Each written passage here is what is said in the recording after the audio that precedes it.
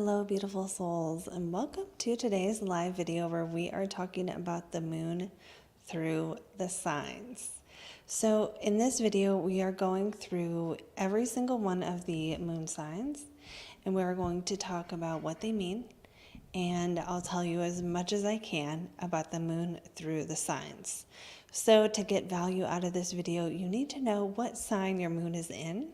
So once you know what sign your moon is in, you can absolutely get value out of this video. After this video is live, there will be timestamps. So if you're watching the replay, you will be able to see the timestamp for the moon you want to watch. You can watch your moon sign, you can watch somebody else's moon sign, you can watch all the moon signs. And you know, I used to have videos on the moon signs, but what I did was I deleted them because they were one of the first videos I made on my channel, and I don't remember what I was thinking when I deleted them.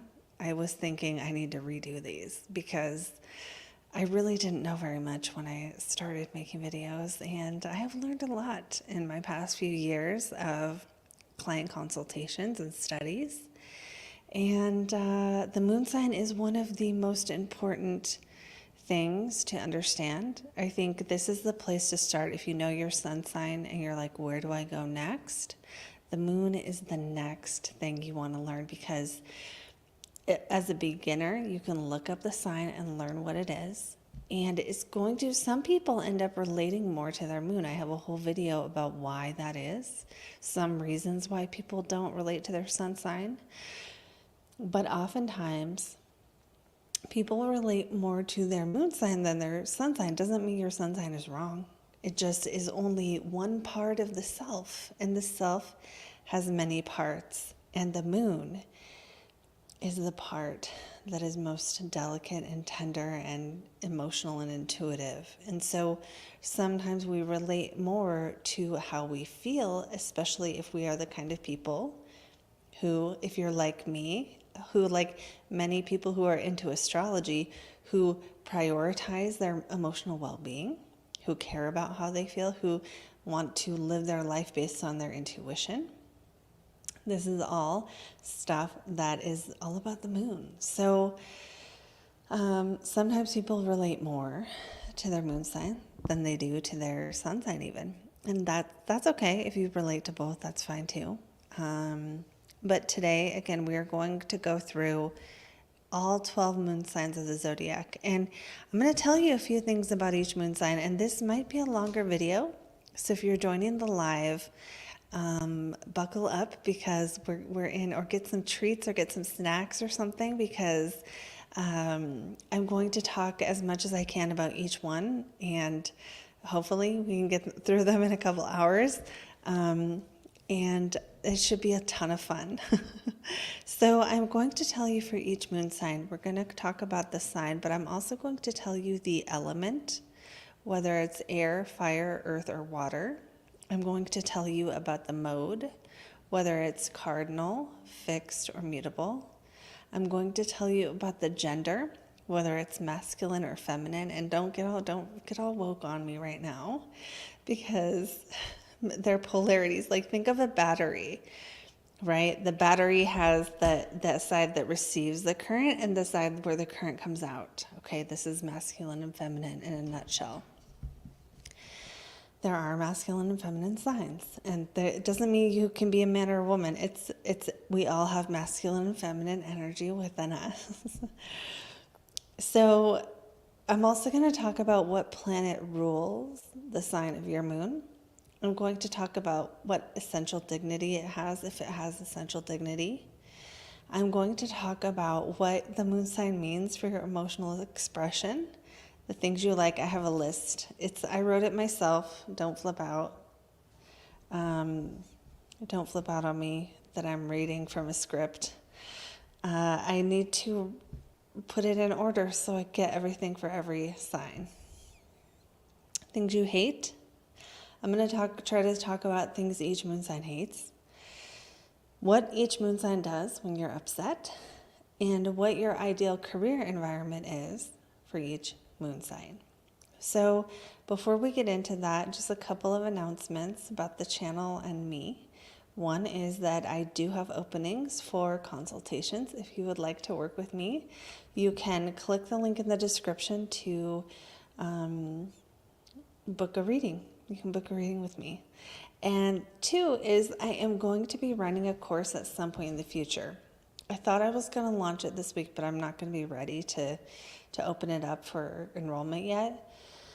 But I'm thinking it'll be on the nodes, and it will be a look at like what the nodes really tell you. We're going to cover some of the modern things, but we're going to talk about some other things about the North and South node that you guys want to know, like past lives and how to work with them. So the focus in this course will be how to actually use them in your daily life. So we're not going to get so airy-fairy. We'll talk about past lives, but we're not going to be like, I can't tell you your destiny. Okay? And I'm gonna address that on the sales page. Like, do not book anything with me thinking you're going to figure out your destiny, because that is just too much pressure. And I just think it's a little, I think like you have to have a bit of a God complex to think you can tell somebody else their whole destiny. I just don't think that is something anyone should do. I think it's borderline unethical. Now, I'm not talking about the well-trained evolutionary astrologers out there. I'm not referring to them when I say that.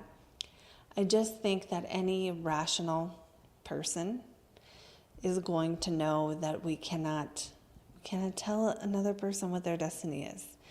That is a key that you have inside that you must unlock yourself. But I can help you figure out what the key is and how to turn the lock. So that's kind of the way we need to approach these things. And before we go further, I need to just check my sound really quickly. So everyone in the live, let me know how you guys are feeling today. I noticed the moon is in Cancer today, and I usually, when the moon's in Cancer, want to just be home crying. Like, I just always feel like a damn wreck every time the moon is in Cancer. But so far today, I'm okay. I could tell this morning by how my day went, the rhythm of my day was like kind of an I'd rather be in bed sort of a day. I don't know how you guys do with the moon in Cancer, or certain signs that get you or not.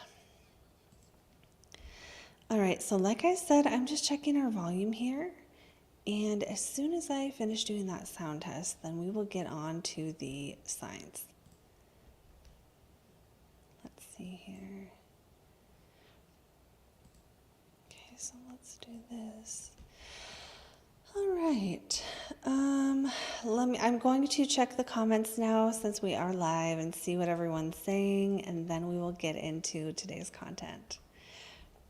Simply Mo, for your first live, welcome. Team Scorpio Moon, I love Scorpio Moons. They're probably my favorite of all the moon signs, and Pisces Moons, like me. Chrissy, I love the moon. I relate to the moon so much as it's my chart ruler. Yes, or anyone who doesn't know what a chart ruler is, this means Chrissy is a Cancer rising, and Cancer is ruled by the moon. So the moon is like the planet that represents her in the chart. All right, Still Point. I have a few courses up on my website you can check out, although I think the upcoming course would be probably better. Leo Moon in the second house, Chrissy. Perfect. Chrissy, oh, you're also saying you feel emotional with the Cancer moon. If you guys are watching after, you can still let us know how you feel during different moon signs or cycles or phases, or what you've noticed about how the moon tends to affect you.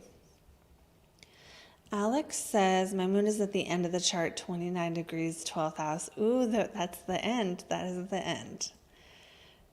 Leo Sun, Gemini Moon, Virgo rising. Okay, so let's go ahead now to the content today. So the first sign is Aries.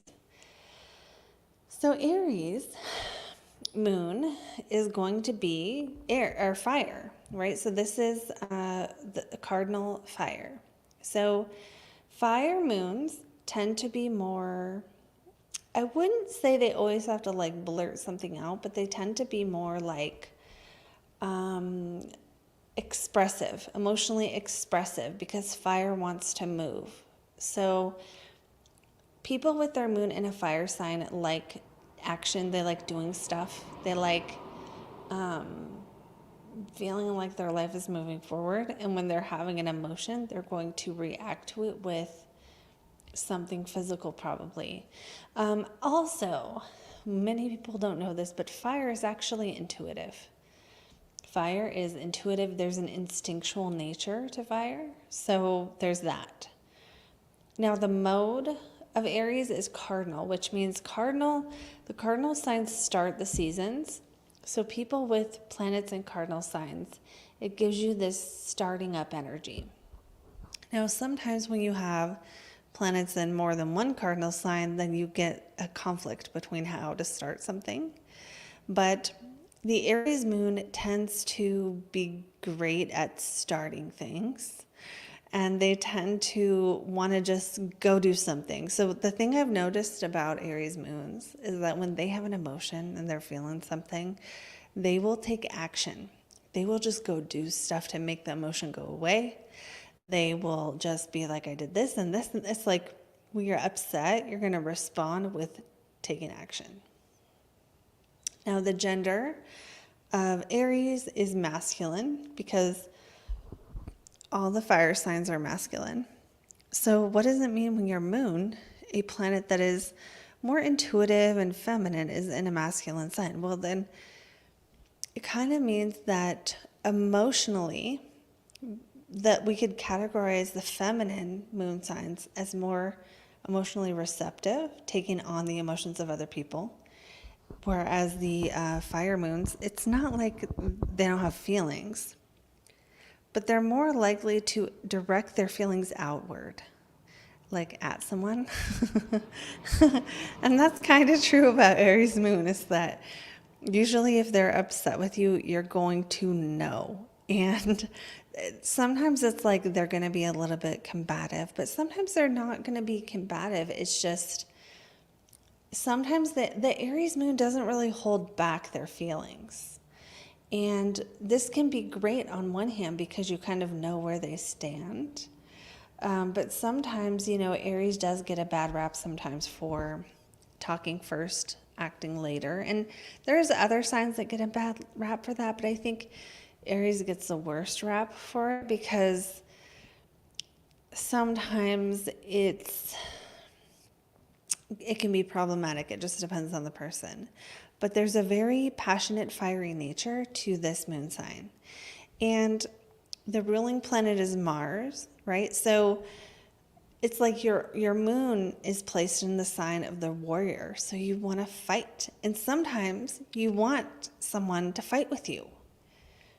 Sometimes the Aries moon person actually loves you if you fight with them.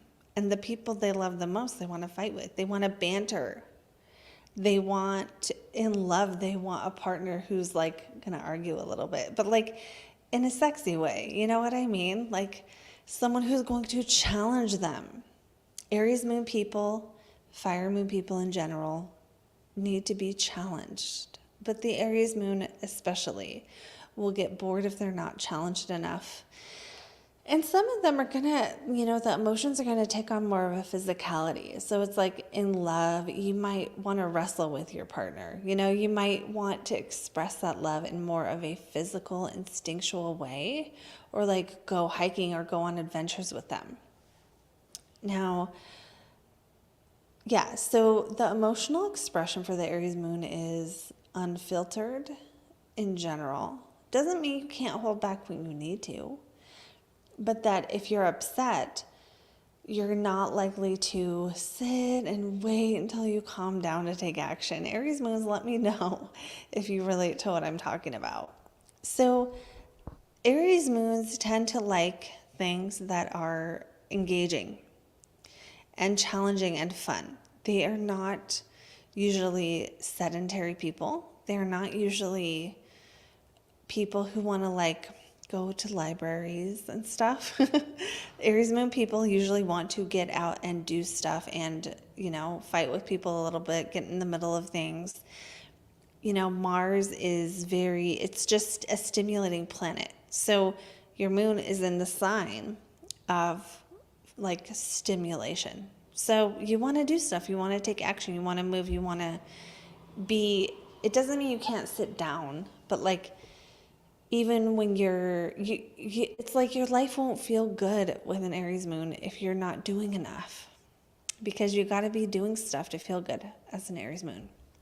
Doing stuff is going to be what makes you feel good, and again, how you react when you're upset. Things you hate, let me think about this. I think, I'm just supposing, on some of the things you hate, I'm just supposing. I think Aries moon people might not always like,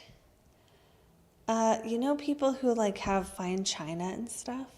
Like, I think Aries moon people might not like that as much, because Aries is a little more, wants to be more unfiltered, wants to be more unrestrained, wants to be more even raw, and like sometimes kind of, cussing, or like getting down and dirty, or like wrestling in the mud or something. So they're not gonna love someone who's like, oh, don't touch the fine china, there's all these rules for things. They're not gonna enjoy that. It's not like you can't work within rules with this moon, but that you're probably not gonna like that kind of person who's very pretentious, or who's very much always like, oh, we don't use those words at this table kind of energy. Okay, so then I already covered what Aries moon does when you're upset, which is you do shit and you do shit and you do more shit. The ideal career environment for an Aries moon is going to be somewhere that you feel you can move. You have a little bit of freedom. Better if you have control, if you have power, if you get to call the shots, if you get to make the rules, if you can say no. Worst job for like Aries moon would be, and there's other career indicators in the chart, but this is just what your moon sign would prefer in work, is that you get to start things and no one's stopping you. Aries moon is going to hate a job or relationship where the person's like, no, you can't do that. No, you can't do that either. You're not allowed to do this. So like for an Aries moon, it would be frustrating to work in, let's say, healthcare, where insurance won't cover anything and you're not allowed to help the patient, or like other jobs like that have lots of rules, lots and lots of red tape, or lots and lots of waiting. And, like I think of like the government where there's lots and lots of waiting and shit doesn't get done. Aries moon wants to get shit done right now. They don't want to wait. And so they tend to be pretty good at having their own businesses or being self-starters, because they're just naturally going to want to start doing shit. Aries moon sometimes will also have jobs where they are able to express themselves freely. So sometimes you see like teachers, and you see like actors, or you see managers, or you see people who have their own business, people who have startups, people who like get people starting to do things. All of those things are just some examples, not all, of what an Aries moon can do with their work, because it's that the desire, the feeling of at home. Like your moon is kind of where you feel at home. Aries moon feels at home when they can do shit. And so you got to have a job where you can either physically or mentally do shit and move the ball forward. If the ball keeps getting stuck, if you're doing some routine ass thing at a cold desk all day and you don't talk to anyone, not so good. Okay, let's go on to our next moon sign, which is Taurus. I'm also going to tell you guys in these moon signs which ones are exalted. So, and where, like the dignity. So the next one is Taurus Moon, and this is where the moon is exalted. Exalted planets mean that the moon does its best here. It's even better than rulership, because Why? Well, because the moon is waxing and waning all the time, right? It's always, changing and changing and changing. And when we put it in Taurus, which is fixed earth, it sort of stabilizes that always changing nature of the moon. And so that makes it really good. So the moon is exalted in Taurus. It also has triplicity dignity. Triplicity dignity is by element. Each sign gets an element, or it's not like that. Different planets have triplicity dignity in different elements, and the moon gets both earth and water. So if your moon sign is earth and water, your moon has dignity, even if it's in Scorpio, even if it's in Capricorn. So that's one of the good sides of the moon in general, is that even the worst dignities, so we have detriment and we have at fall, those are both water and earth. So you still get dignity. Okay, so Taurus, the moon is exalted here. The element of Taurus is earth. The mode is fixed. So again, fixed earth. This doesn't mean your emotions don't change if they're in a fixed sign.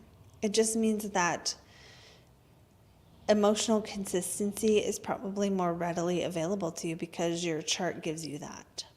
And maybe emotional consistency isn't the right word, because just because you have your moon well placed doesn't mean you don't get upset or you don't flip out over things. I've seen people with very, very good moons be kind of psycho. So don't think that the moon placement or sign means their emotions are perfect or not perfect.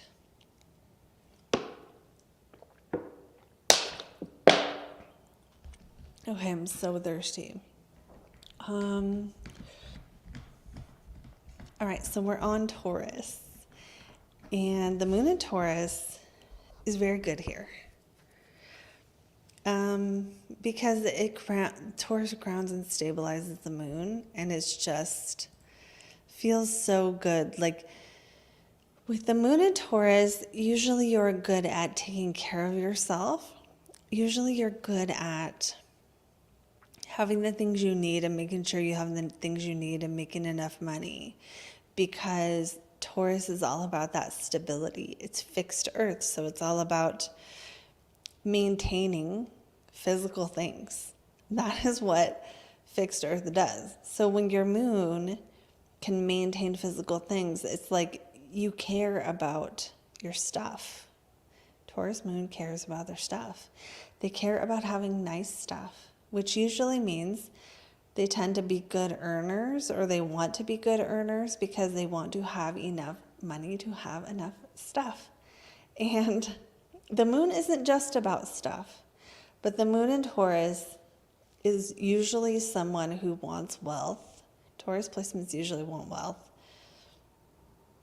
or at least some good financial stability, because the moon is where you are most sensitive if you don't have that thing. So if your moon's not okay, you're not okay.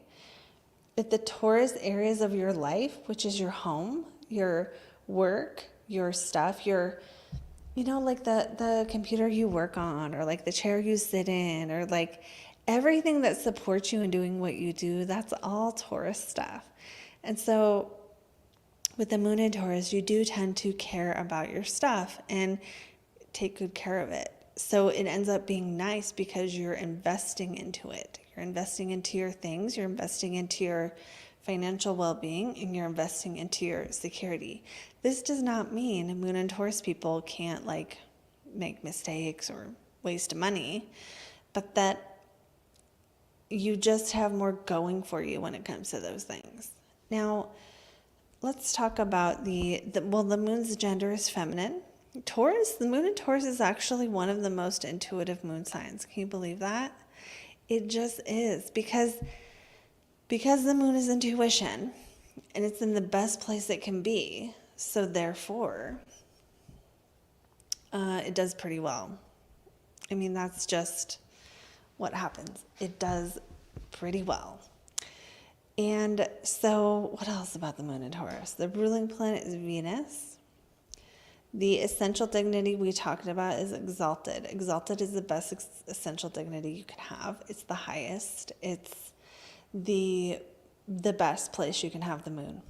Now, what is the emotional expression of a Taurus moon? Usually slightly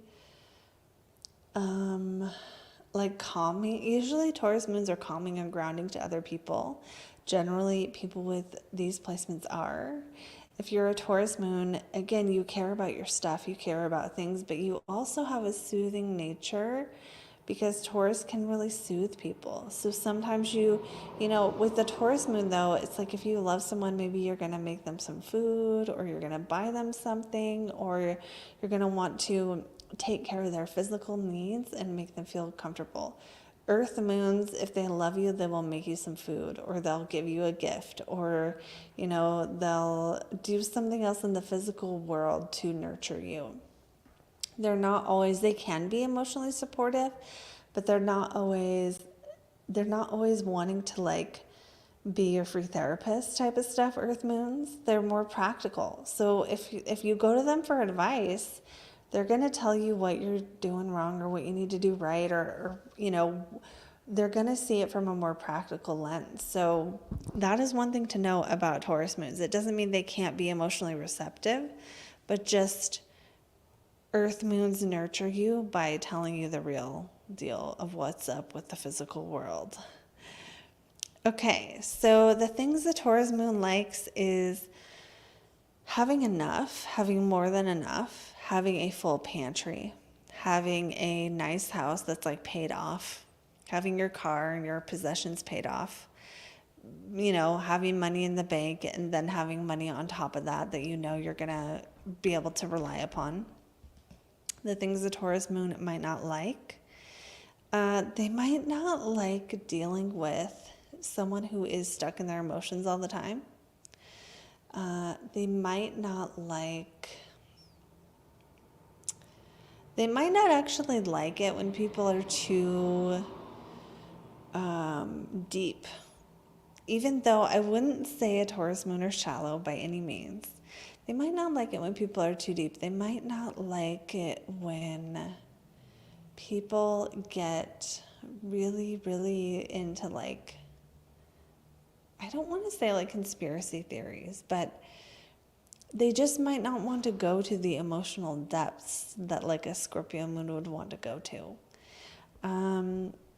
That's all I can think of for stuff Taurus moons hate. What you do when you're upset, Taurus moon, buy something. Buy some food, eat. Now, a lot of signs will eat when they're upset, so it's not like only Taurus can do this. But the way you're going to deal with it when you are not feeling okay, or the way that you go back to feeling better, is going to be eating some comfort food, is going to be going home and being in bed, is going to be watching a movie, doing something for the senses, right? Because these are some other things I didn't talk about with the Taurus moon is the senses and how you like how things look and how things feel and how things sound, right? So Taurus moons are the ones who are going to be like, oh, I got these really good speakers so the music sounds good, or I got the HD TV with the extra whatever. I don't even know. The extra pixels. I got the big screen with the extra sharpness or the extra resolution. Or, I don't know, you've got the heated seats in your car.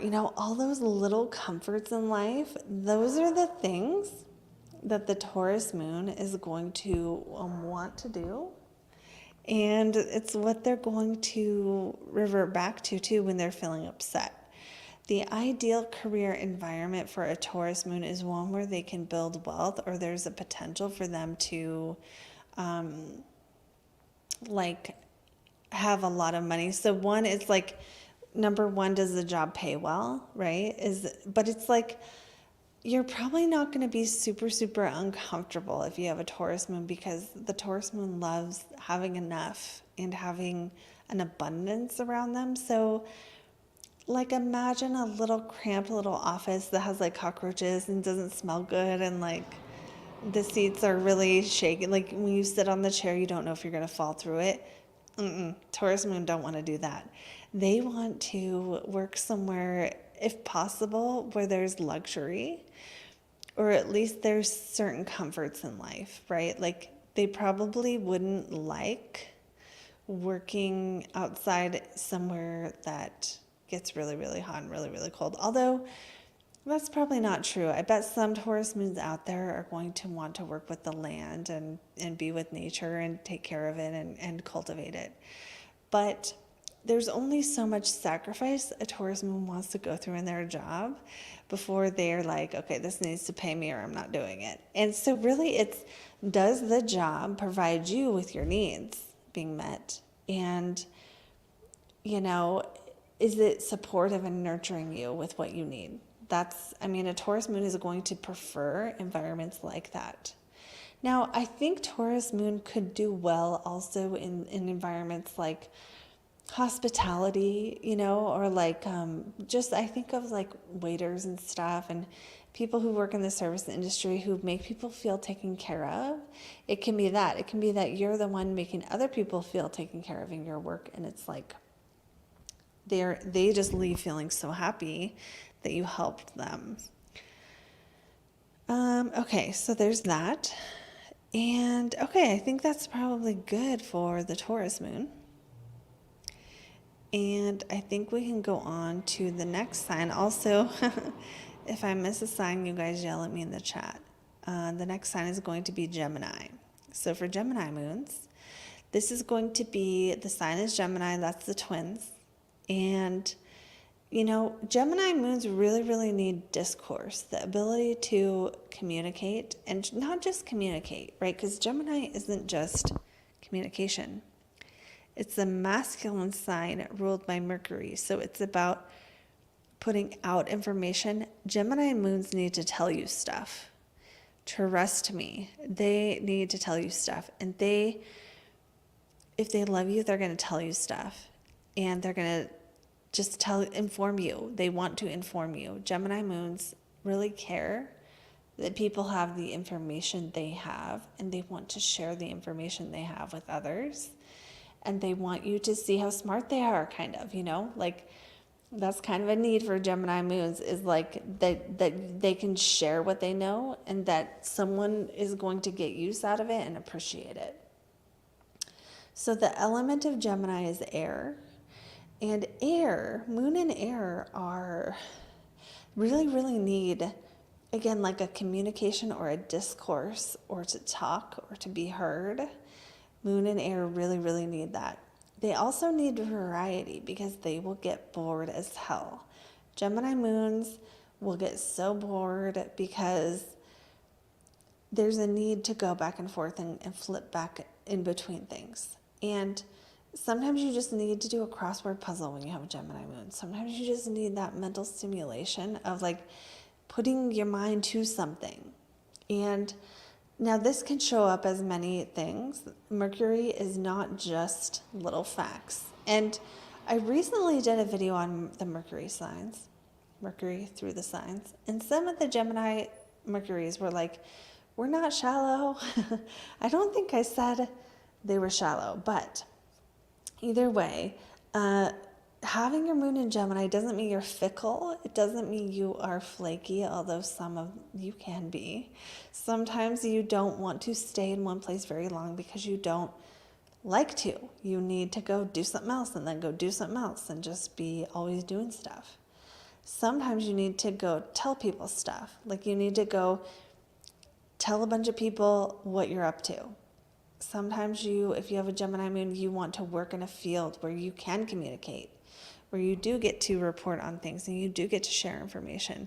And it doesn't just have to be like the weather, even though Gemini rules things like the weather and things like shipping and receiving and things like that are very like new, like the news, that thing that just happened, that's a fact.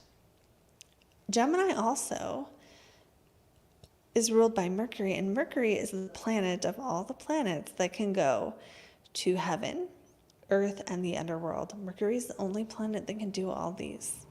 So Mercury is special, and Mercury is the ruler of your moon sign, which means you maybe feel like going to all the places and going to heaven and coming down to earth, being able to, there's another association with Mercury, which is that, he like gave a gift to each one of the gods and got a gift from each one of the gods. So there's this sort of, with Mercury, we see a little bit of everything from Mercury for that reason, Hermes. So because that's the ruler of your moon sign, your emotions are in this sign, which means there's a part of you that really is going to feel the best when you can learn all the things about a thing, when you can go to heaven and get purified and see the God's point of view on something. And then you can come down to earth and see the human point of view. And then you can go to the underworld and see the deeper reasoning and the meaning, and then ascend from the underworld, reborn with more information than you had before. This is what someone with the moon in Gemini is going to go through in a way. In a way, your feelings are going to go to the underworld and they're going to come back. And your feelings are going to go to heaven and they're going to come back. So if we're thinking about this in a practical manner, it just means you're more emotionally versatile, and you're probably more likely of all the moon signs to feel a bunch of different emotions, or to have your emotions kind of go back and forth a bit. This is something we see with all mutable signs. With the moon in a mutable sign, is that you are not going to feel exactly the same every single day. No one does, right? Because the moon is going to travel through signs for all of us. But the Gemini moon has this emotional versatility that can be a strength, but it can also be a challenge, because you might feel like doing something one day and then not feel like it anymore. You might change your mind quickly. So this is going to be a challenge when it comes to, maybe it might be a challenge for some Gemini moons with keeping commitments, because you just won't feel like doing it anymore by the time it happens, like your feelings are just going to flip back and forth, and they're like air, it's just going to, they're just going to blow around. Okay. What does Gemini moon hate? Probably, I'm guessing on these. So let me know in a comment whether it feels like it's accurate or not. I would say Gemini moons probably don't like, probably really actually don't like it when someone tries to like pin you down when you haven't fully formed your opinion on something, or like you're saying something like, and then someone tries to come in and like later be like, but you said 10 years ago, you said, and as a Gemini moon, you're like, that's how I felt 10 years ago. Get out of here. Right? So it's like trying to be pinned down like that, trying to be sort of confronted on something that, like if another person who has maybe a different sign is like, really clings to something you say as like fact, and later they're like, but you said this. Gemini does get a bad rap for being two-faced, because it's like the twins, you can flip back and forth. You can feel one way in one moment, be one way with one person, and be one way with another person. So Gemini is not going to like people who are trying to force you to be committed to a thing when you're not ready to commit to it, because that's not how you roll. You don't roll unless you have a bunch of other Capricorn or something, maybe Scorpio. It's like you're not going to roll with people telling you what to do. Like you need the freedom, air sign moon, to go back and forth and have your opinion about something. So what does a Gemini do when you're upset? You might play video games. You might listen to some podcasts while you're doing 5 other things. You might do crossword puzzles or word games or anything like that that's like mentally stimulating. You might like to talk about your problems when you're upset.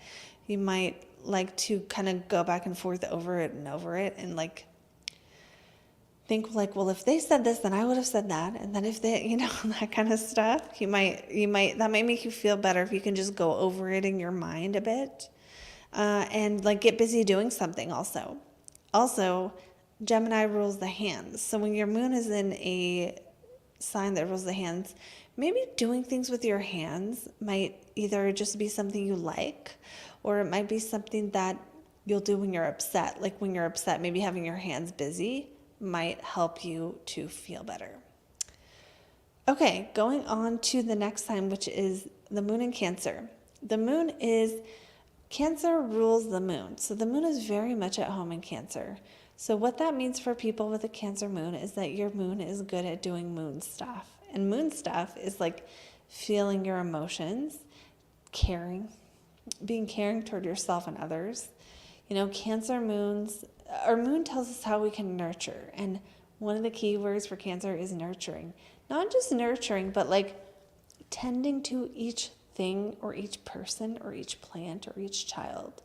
Tending to, even Cancer sometimes Cancer is like tending to a labor of love, tending to a work of art, tending to writing a book and like treating that thing like it's your baby and nurturing it and nurturing it and nurturing it until it grows into the thing you want it to be. That's part of Cancer energy. So it may show up, moon in Cancer, as babysitter or mom or childcare worker or something, but it could also be things that don't really fall under the mother archetype, such as like someone who is a comedian, who is like the person at the comedy club who gets all, like helps all the other comedians do better and grow and meet people and stuff. Or it could be a coach who is coaching their clients, or, you know, moon in Cancer could be like someone who has property or has land and is like watering every flower, you know, and tending to it so that it grows.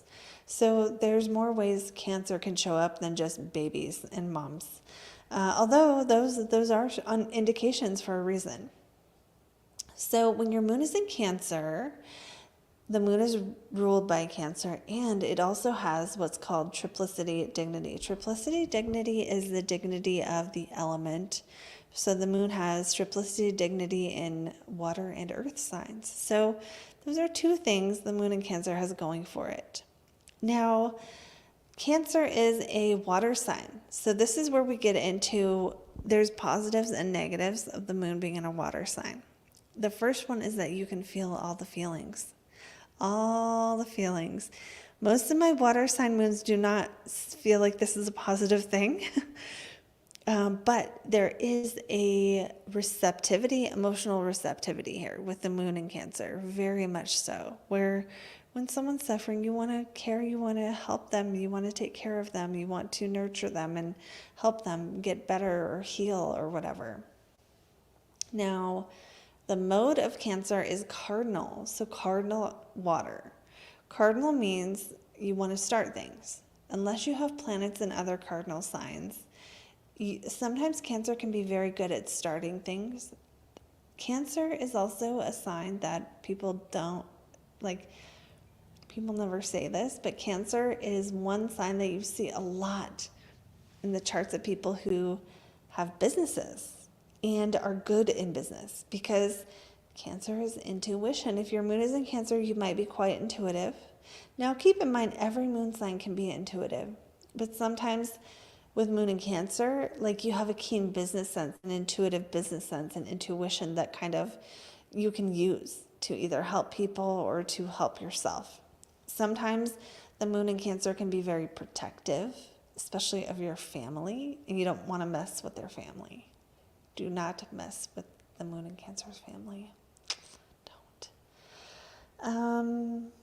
And they're also going to sort of filter out what they do in life based on, is it going to hurt my family or help my family? Like, a Cancer moon would never do something, would never like quit a job that is supporting their family. They would never do that. They would always make sure they would never put their family at risk. And sometimes their home is an extension as well. So Cancer can also be the home, but it's more like the emotional side of like home is where the heart is. So they want their home to be okay as well. I think the moon in Cancer is one that might collect knickknacks, and Cancer is associated with memories. So with the moon here, Like you care about how things are from your childhood. You can be kind of nostalgic. Sometimes you just have memories of things, or you keep things that are keepsakes that have a nostalgia related to them. And you also can be a little bit moody because Cancer is moody because your moon is in Cancer, but Cancer is ruled by the moon, and the moon waxes and wanes and changes all the time. So that's how your emotions are going to function. They're not always going to be the same every day. You're going to be in a mood sometimes. Cancer moons, tell me if you relate to just being in a mood sometimes. Okay, let's see. So cardinal, we talked about cardinal as starting things. Cancer moons might want to start things. Having your moon in a cardinal sign means that your emotions will sort of like sometimes come on suddenly with the cardinal, because it's like a all of a sudden at once kind of a thing, whereas it's just different for the other ones. Essential dignity we talked about is rulership, which means, again, your moon is good at doing moon things. It's good at taking care of people, taking care of yourself, comforting people, saying they're their little one, when someone's hurt or someone's upset. And that it doesn't have to be so cheesy as I'm making it sound. Sometimes, you're like a biker dude who's like, the one that all the other biker dudes can talk to. How you express your emotions with Cancer moon is, again, sometimes you can be, so the thing about Cancer is there is the crab. And the crab, how does the crab walk? Does it go straight after things? No, it sidesteps. Now, this is why I love people with Cancer energy, because they're good at not causing conflict. It's amazing. And, they can be quite soothing because they kind of know how to sidestep a thing that could be really confrontational or problematic, and they'll just like soothe it and go around it and not deal with it. And there are times where that can be a very strong asset and a very strong gift when the Cancer moon sidesteps something. But one challenge for the Cancer moon can have to do with that sidestepping energy when it comes to the emotions, because it's like, well, how do you deal with your emotions? You push them until later, and then they come out at the worst possible time. Cancer moons, let me know if you relate to that as well. So this is where, having the moon in its own sign, yeah, it's good at doing moon things like feeling, like staying upset about something you were mad about, or like getting your feelings hurt. Sorry, I'm not trying to be mean to you guys. My moon sign is also good at getting its feelings hurt. But that sensitivity can also be used in a positive way, especially when it comes to helping others and compassion and things like that.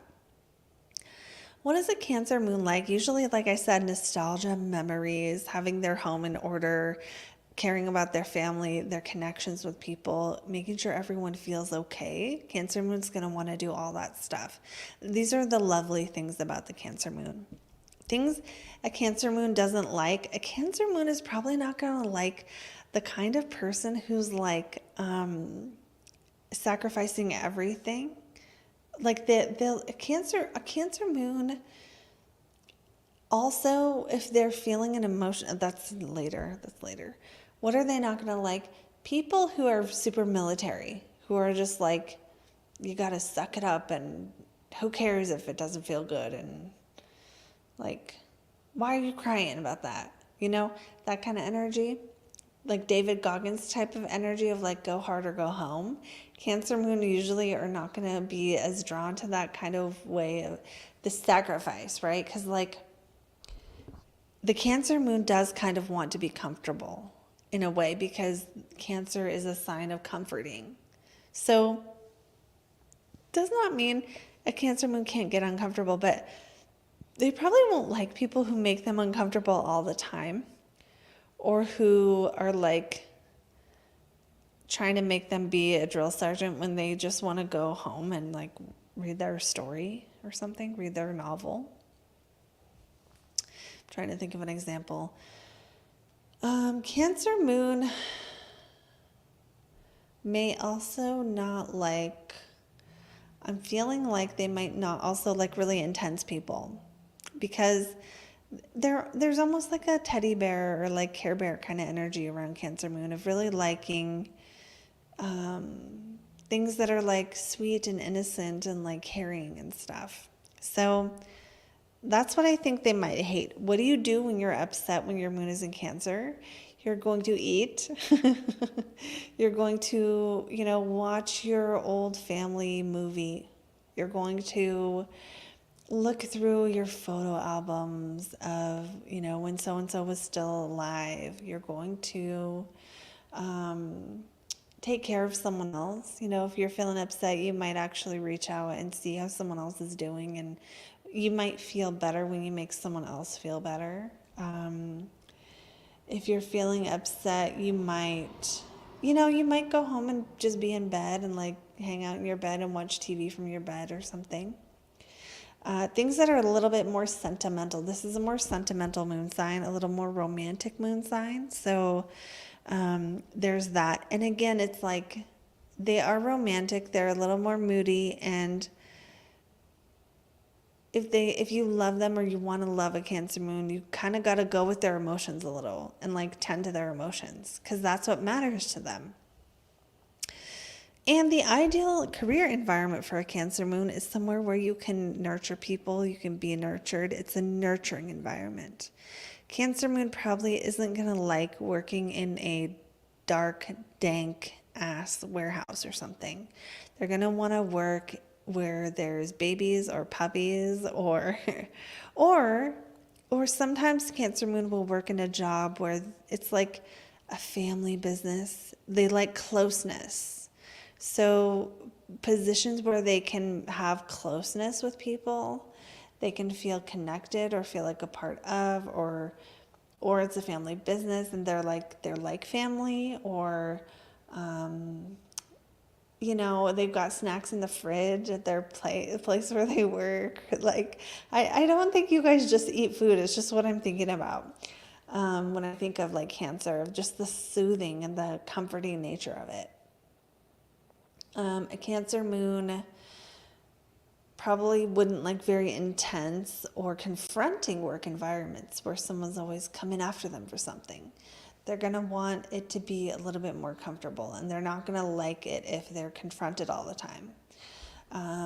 So those are the things that come to mind for that. Let's go on to our next moon sign, which is going to be Leo. Leo moons, you guys are ruled by the lion, and there's a need to have pride in yourself.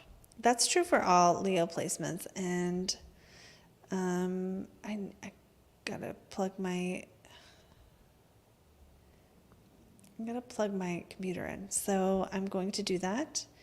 And you guys hold on a second. I'm going to take my camera off and I'll be right back. And we'll be back with Leo Moon and we'll do all the rest of them.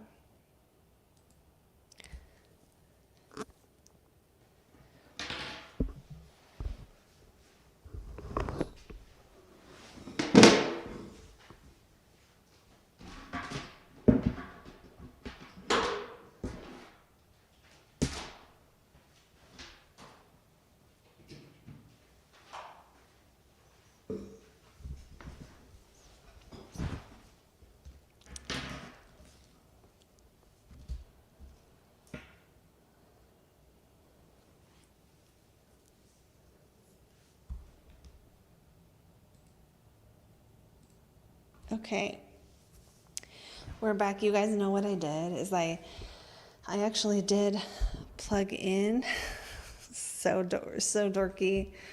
I plugged in the laptops to the cord, to plug in the laptop so it doesn't die during the broadcast, and I didn't plug in the other side to the wall, so we had to do that. All right, so for anyone just jumping on the live, we have gone through the moon signs from Aries to, what did we go to? Cancer. And we're an hour in. Oh my God, we're going to be here forever. I've created a monster, but this is actually really fun. It's really fun, and I've been wanting to do this for a long time because your moon sign is so important. Okay, going on now to our Leo moons. For the moon in Leo, you're ruled by the lion, so you have to be proud of yourself. If you're in love, you want to be proud of your partner. Usually, now this is where some of the, the focus of Leo and attention comes in, because when you love someone, you're going to pay attention to them, and usually Leo moons want their partner to be hot. You know what I mean? Like you don't just want them to be hot. You want them to be so hot that you can put pictures of them all over social media. Like Leo moon, more than any other moon, if they love you, your picture is going on social, and they're going to put eyes on you. They're going to put attention on you. That is how they're going to show their love. Leo is ruled by fire, or Leo is the element of fire. So your moon in a fire sign makes you more of an expressive person in general. It makes you more like instinctive, and it makes you more like fire wants to move. So you like to do stuff. Usually fire moons are more active in general. And Leo is fixed fire. So that fixed mode is all about, I think Leo moons have like this emotional consistency going on. And what does it mean when your moon is in a fixed sign? Well, you're good at maintaining your emotions. You're probably better at keeping a same emotion, or, this is not going to be where you don't know how you feel. So a fixed moon tends to kind of be more, I want to say, solid in their emotions, because that fixed nature means it's less likely to be changing, which means if you have a Leo moon in your life, they're more predictable emotionally for the most part. And if they love you, they're going to show you off or show off to you. They're going to show off to you. They're going to be like, hey, check out what I just got, and like show you all their stuff. Leo moon is going to show you all their stuff. They're ruled by the sun. The moon being ruled by the sun kind of gives it makes your moon and your emotions very like, I want to say energized, right? Because the sun is like, it rules the emotions. So it's like there's energy there. There's energy on your emotions. And the essential dignity of Leo, there isn't any. That's okay. Of the moon in Leo, I mean, that's okay. But I'm covering those for all signs. The emotional expression of the moon in Leo is also unfiltered because it's in a fire sign. Sometimes it can be strong because it's in a fire sign. Wait a minute. Let me check something. I have to check something. Oh, thank you, PM Lover, for the $20. That's so nice. Let me check this, because I may have forgotten something here. Nope, I didn't. Okay. Yeah, the emotional expression of the Leo moon is like not exactly quiet, right? Because the emotions are ruled by Leo, which is like the lion. It's like, I'm loud, I'm proud, I'm in charge, I'm here. And that's kind of the energy of people with Leo stuff, is like, I'm here. And Leo moon likes attention. They like good-looking partners. They like beautiful things. They like things they can feel proud of, right? So Leo moon, of all the things you need, is like you need to feel proud of the person you're with, the stuff you do, the work you do. Leo moons sometimes are the ones who are going to have jobs where they're either like a manager, or they're like in a band, or they're a police officer. They get to be in uniform because it's like they like to feel proud of themselves. And the things the Leo moon might not like maybe are going to be people who are super downers, right? People who are like Eeyore, people who are like always depressed. The Leo moon wants to party. They want to have fun. They want to tell you a joke. They want you to joke with them. Come on, don't be so serious. That's kind of the Leo moon's way of doing things. What a Leo moon is going to do when they're upset, well, maybe they might make themselves look more beautiful. They might like try to cut their hair, or, guy or girl, right? They might do their hair, get new clothes for the purpose of taking yourself from that down place to the up place by doing things that you can feel proud of, bringing attention to yourself. And it's not even that Leo isn't always bringing attention in a negative way. So that's not what I'm saying. But just that it's ruled by the sun. The sun is always shining, right? So the Leo moon, it's like if you're upset, you want to try to get to where you're shining again. And so you might not even tell people when you're upset as much when you have a Leo moon because of that pride that comes with those emotions, and where you don't want to always admit how you feel always, especially if it's going to if it's going to affect your reputation. You're just not even going to tell people how you feel. You're going to just not worry about that. What does a Leo moon do when they're upset? Maybe go for a hike, have an adventure, go to a comedy club or watch a funny movie or something to just get back up, to bring themselves back up when they're upset. They're not going to necessarily, and sometimes there might be a little bit of drama when the Leo moon is upset. But again, this is a moon sign where you're not going to see the restraint, because the sun is always shining and fire wants to move. So it's like, it's possible Leo moon could start drama on social media, but not all of them are going to. It's just that sometimes another thing that Leo moon might do, because Leos will outdo you, they will outdo you. So the Leo moon, when they're upset, they might actually do something that is more competitive. They might want to compete with someone and be like, ooh, they look better, let me go look better, right? They might just, and I'm not trying to only think of appearance. I know Leo moons are deep too, and they have all the thoughts and the emotions, but it's like, if you're upset about something as a Leo moon, either looking better or taking action on something are going to be the two things you're probably going to do to make yourself feel better. Or again, just laugh or do something that makes you feel happy. Okay. Ideal career environments for Leo moon. I touched on this. Things where you can feel proud of yourself and important are highlighted for Leo moons. Now, depending on where that moon is in your chart, that need for importance might be public or it might be not. There may or may not be a need for recognition. You could have a job where you have a uniform and everyone sees you and you're proud, and you get to proudly display whatever you do.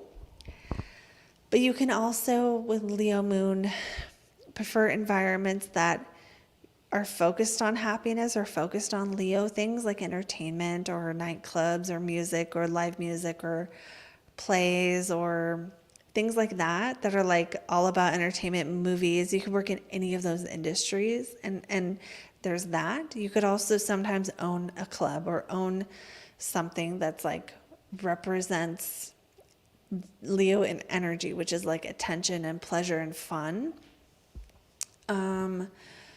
Leo moons might also prefer work environments that are entertaining themselves, where shit's happening a lot. They're probably not going to like a boring working environment that's organizing your paper clips and shit. They're going to want things to be happening. They're going to want action and talking and discourse and just action of some kind. So that is what I have for the Leo moon. And let's go on to the next one, which is the Virgo moon. If your moon is in the sign of Virgo, it has triplicity dignity because Virgo is an earth sign. The moon in Virgo makes you pretty, it's a very humble sign. And so when the moon is in a very humble sign, you can be, when it comes to your emotions, you can be more receptive to other people's emotions. It's not like Leo, where you don't want to display your emotions with bravado, right? If you love someone with a Virgo moon, maybe you're going to cook for them, maybe you're going to be of service to them. It's like you're not too good to help someone. And you might love helping people. You might feel your best when you're helping people solve problems or do it right the first time. All right, so like I said, Virgo is the earth element. So it is receptive, and it is, Virgo moons are another one of those moon signs that if they love you, they're going to cook you some food. If you come to stay with them, they're going to like put a garbage can in your room or do other things to kind of tend to your physical needs as their way of saying they care.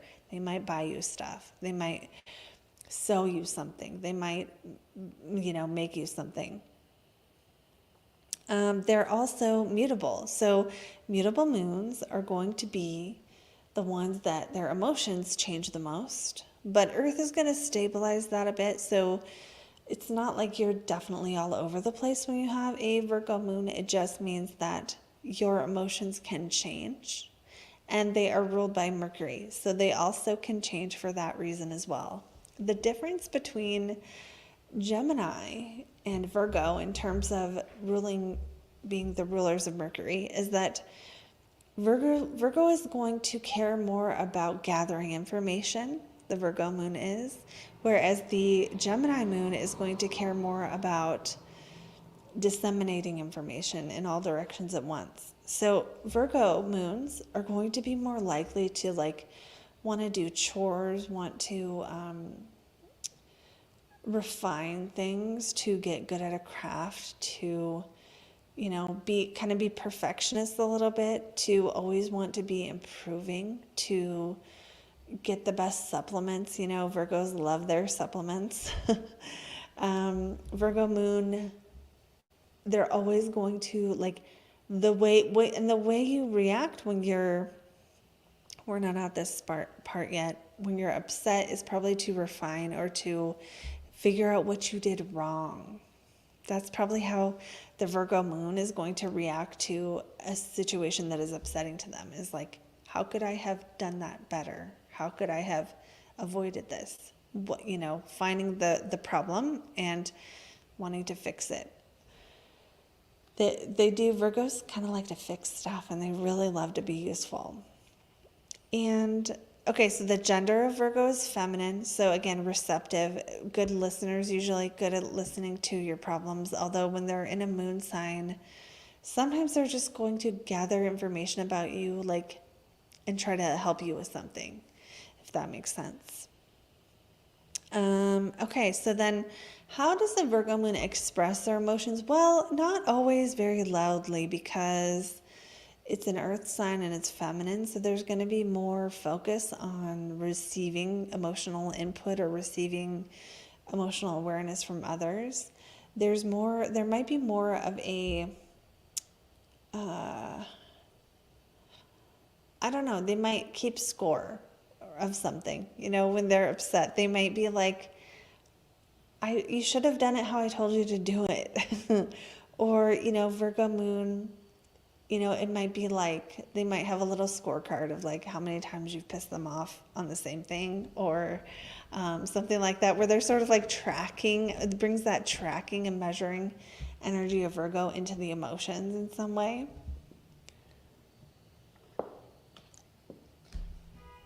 This might be a sign sometimes that will track their emotions based on where the moon is and stuff. Not every Virgo moon is going to do that, though.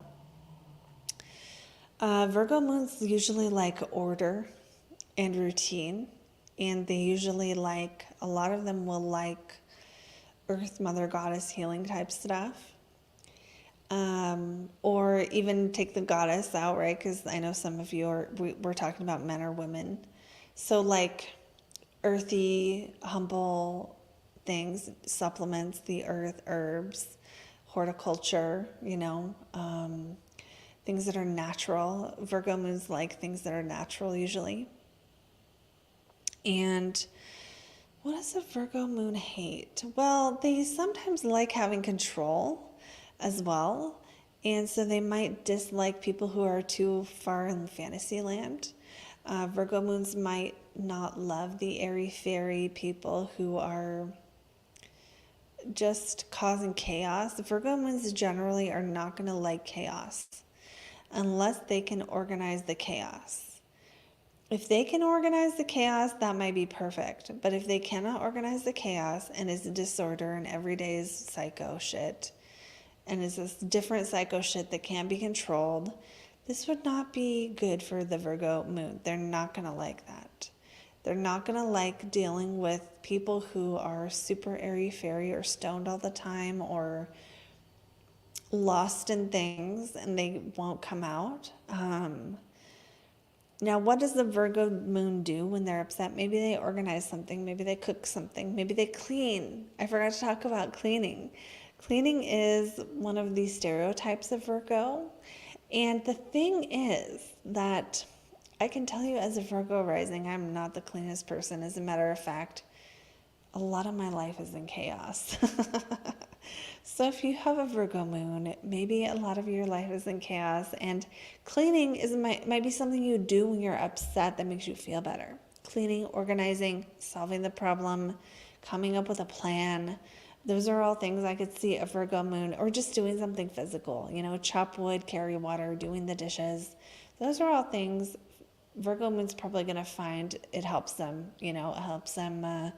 when they're upset, or just if there's too much chaos and clutter, they're just going to want to organize it for you if they love you.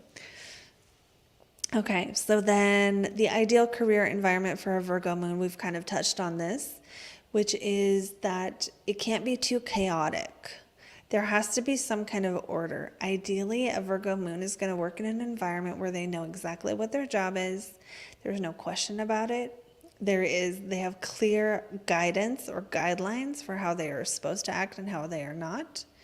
There's like a checklist they can go down of what to do when they're bored or something. And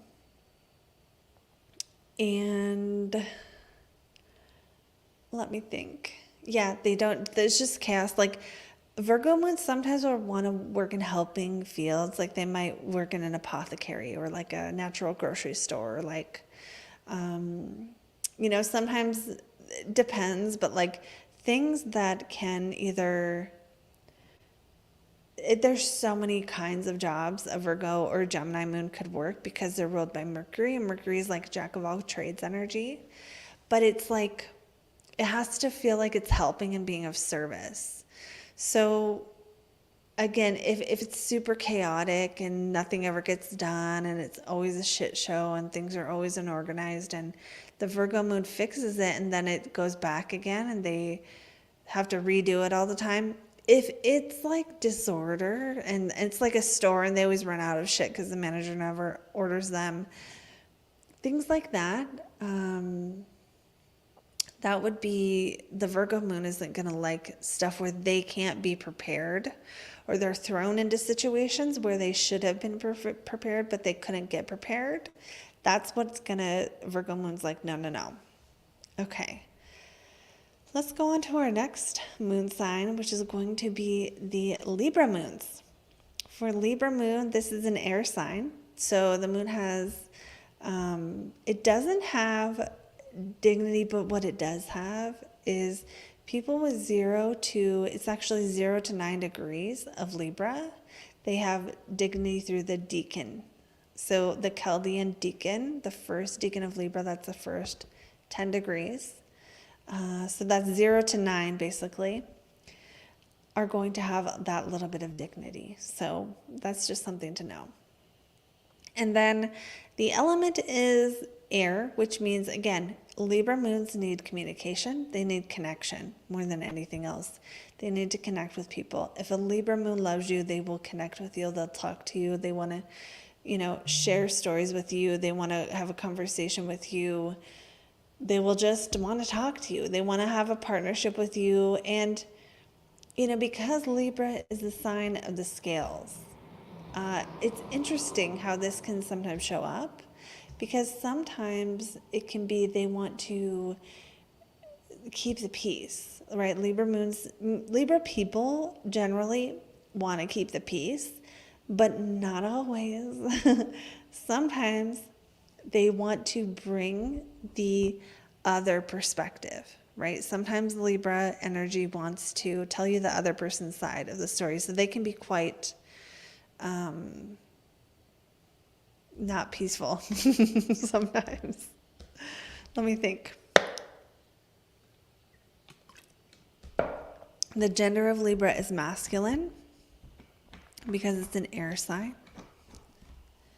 So that means that Libra Moon, the way they're going to express their emotions is actually going to be, for the most part, it's that Libra Moon, the way they express their emotions usually is more straightforward than you might expect. Like, I think we think of Libra as like fine china and like everything looking beautiful and perfect all the time. And there may be some of that. There may be some of the Libra Moon really appreciating luxury and wealth and fine things and nice views and just places that are really expensive and like beautiful neighborhoods and stuff. But also we can see the Libra Moon kind of wanting to go out and form relationships with people. I mean, it's kind of a no-brainer. The Libra Moon person needs relationship. They need to feel connected to the people around them, and that is just what they need. So, let me see what else. So they might be more quick to express their emotions than you think. They just may do it in a way that doesn't upset people, or they might do it in a way that is not quite so direct, right? Because the opposite sign is Aries. That was the instinctual direct sign. The Libra Moon is going to be more refined, reserved, and restrained at times because of that awareness of social etiquette. So this is great because they have manners. Libra Moon's got manners. They are going to care that they don't offend people. They're going to care that they have social graces generally. And they can also usually network quite well, and they can usually work their way up the social ladder quite well as well. Libra Moon is going to like feeling connected to people. Libra Moon is going to like looking good and feeling beautiful and looking their best. Libra Moon is going to really also, I don't want to say prefer, but like they're going to care about looks. They're going to care a lot about looks because Libra is the scales, right? But part of that balance can be aesthetic balance, like with art, right? It's not always just symmetrical. Symmetry isn't the only kind of balance with art, right? Like you can have a picture and there's like a blob up here and a blob down here, but they're balanced blobs. So it's like, obviously I'm not an artist. I should not be allowed to speak of such things. But the point is that the Libra Moon is going to prefer balanced things, and they can bring the balance. Sometimes that's through organizing the furniture, or it's like through just saying something sort of like gentle and delicate that sort of keeps the conversation going in a way that is less offensive or less crude, right? Because it's opposite that Aries, which is that, instinctual, I don't care, just act first, think later. Libra Moon is think first, act later, think before you act. Now I think of Libra Moon though too, and sometimes with Libra people I see this challenge of feeling like they give and give and give and no one ever gives back. And sometimes it's that the Libra Moon wants to give first so they can get something back, and they don't always get back what they gave because that scale, like everyone else, isn't like weighing things like the Libra Moon does. So everyone else isn't like, oh, you gave me a Christmas present, so I'm going to give you one. That's a bad example. But sometimes people don't give us back what we give them. Sometimes they have something else to give. And so I think for the Libra Moon, sometimes it's about learning how to give without expecting something. And let me know, Libra Moons, if that resonates or not. But there is this tendency for Libras to feel out of balance with relationships in terms of the giving and the receiving in general. But sometimes too, Libra sometimes will get people to do stuff for them. Like they can be really good. Libra moons, Libra placements can be very good at kind of networking, collaborating, giving to someone else, and then having that person give to them. So there can also be a skill here. Well, what does Libra dislike? Probably very crude, disgusting, humor. Just like really crude things. Libra Moon probably doesn't like crude things. Libra Moon probably doesn't like, let me think.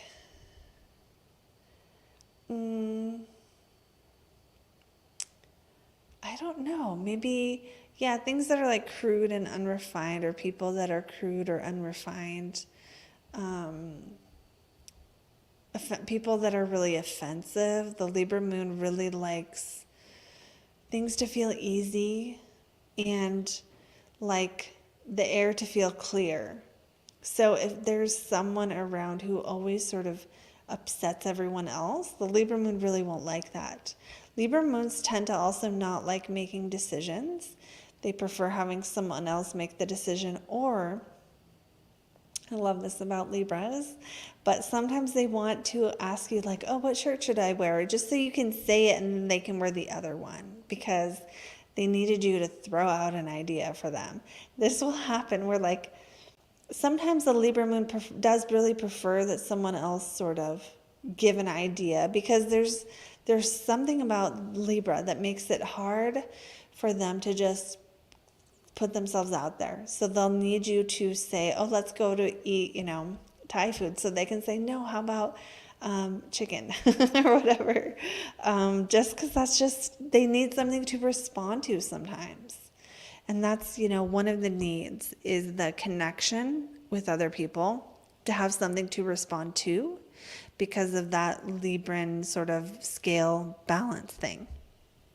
Now, what does a Libra moon do when they're upset? Probably talk to someone. This would be a sign.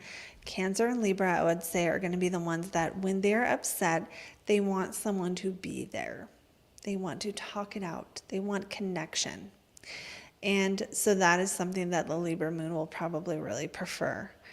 And as far as the ideal career environment for the Libra moon, we're going to see people-centered jobs. Libra moons are not going to be happy in a job where you are working by yourself all the time, where you are, isolated. Libra moons are going to want to work with people. They might really prefer positions that help bring other people up who are down. Like even someone who's like an employment counselor who like counsels, like a job counselor or something, or someone who is like, sometimes you can see them in social work and stuff, but sometimes they want to help people in ways that are, again, a little more refined sometimes. So sometimes that Libra moon would rather be like a consultant or, do something related to art or beauty. Not always, but sometimes you see that. You see a real ability, like an eye for beauty, and an ability to work with people. So it's like it needs to have people involved. Whatever they do, they have to be collaborating. They have to be connecting. They have to be talking to people. They have to be, all the time. So that's a lot of jobs that it could be, but we really can't see a Libra moon in an isolated job and be happy doing it.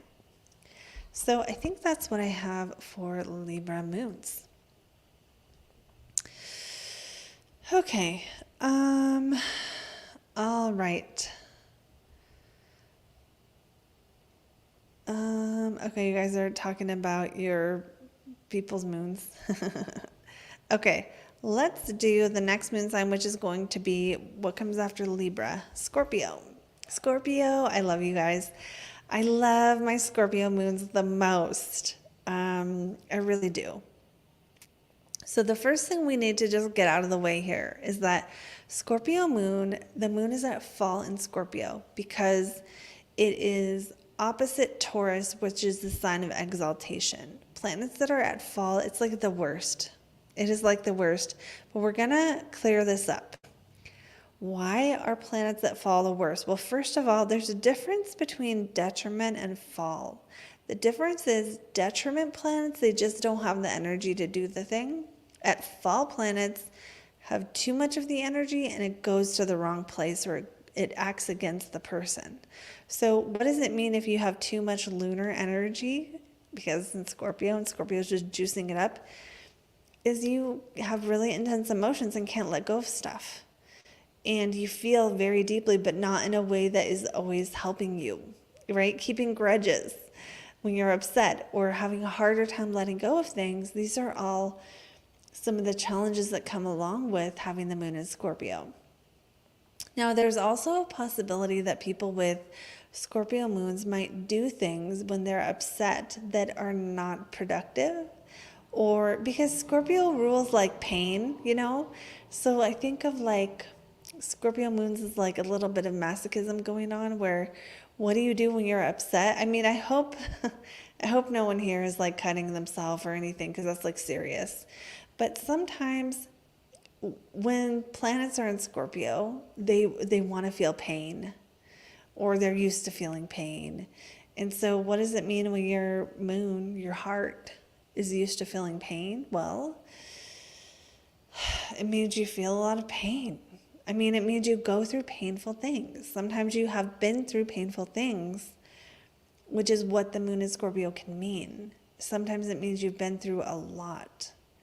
And that the difficulty letting go can come from that. Now, it doesn't mean you can never let go of anything. And one of the things to know is that even though the moon is at fall in Scorpio, it also has it has triplicity dignity because the moon has triplicity dignity in water and earth signs. So what does that mean though? It's at fall, but it has triplicity dignity. It means that your emotions aren't totally fucked. It means that you still have something that can help you get through, even though your emotions are going to be supercharged, they're going to be more intense. You still have an ability to get through it, and that is the moon is in a water sign, and the water rules the emotions. So if we had intensity in a fire sign or intensity in an air sign, this wouldn't be totally different because, you know, the moon does well in water because you can sit with the emotions, right? Water and earth go down and fire and air go up. So there's a directionality to these elements. So because water goes down, it like seeps down, you know, like if you put water in something, it's going to go to the bottom. It's going to seep to the bottom of a thing. So what does that mean? Well, it means that even though you feel deeply, you can sit with the feeling. Water moons can feel. And they can really, really feel things. And why is that an asset? That the moon, the planet of feeling, is in a sign of feelings? I mean, because you can feel, but what trips people up with Scorpio moon is that it's fixed water. So this is where it becomes a challenge. It's not that the water is there. It's not that the moon is there. It's that it gets stuck. It doesn't move. And like it festers, you know, like if you think of like a pond where the water doesn't flow, it's yucky. Scorpio moons are not yucky. But when emotions can't move and they can't be passed through, then what you get is you revisit them and you reopen them up and you feel them again all the time. And it's like we're feeling the same thing we felt 20 years ago, you know, or we're still upset about the thing that happened 20 years ago. That's like dead and gone, you know, those people are gone now or whatever, but it's like the feeling is still strong. That's the challenge of Scorpio Moon. But because it has that triplicity dignity, it's almost like you have a built-in solution to the challenge, because you can go to the emotional depth that you need to go to find the solution to the feeling. And because it's Scorpio, you're going to want to know the root cause. This is why sometimes it can be a challenge, because while knowing the root cause of an emotion can be good because it gives you like the ability to look within. Sometimes with emotions, we don't need to dig deeper. Sometimes we need to go do something else. And the Scorpio moon is the one that is like, no, I'm going to sit here and I'm going to nurse this grudge. Now, I'm being a little extra here, so just take what resonates or how it resonates. But this is kind of why Scorpio moon gets such a bad rap. But I think it's a really beautiful moon sign because of that, Scorpio has that connection to purging. There's an ability to purge those emotions. There's an ability to let them go, to almost like to feel something so much that it's like it burns off in a way through going through it, not through stepping away from it. And so I think this is where the real gift comes for the Scorpio moon, is that you guys can feel things so deeply, and you can be with other people who are in crisis.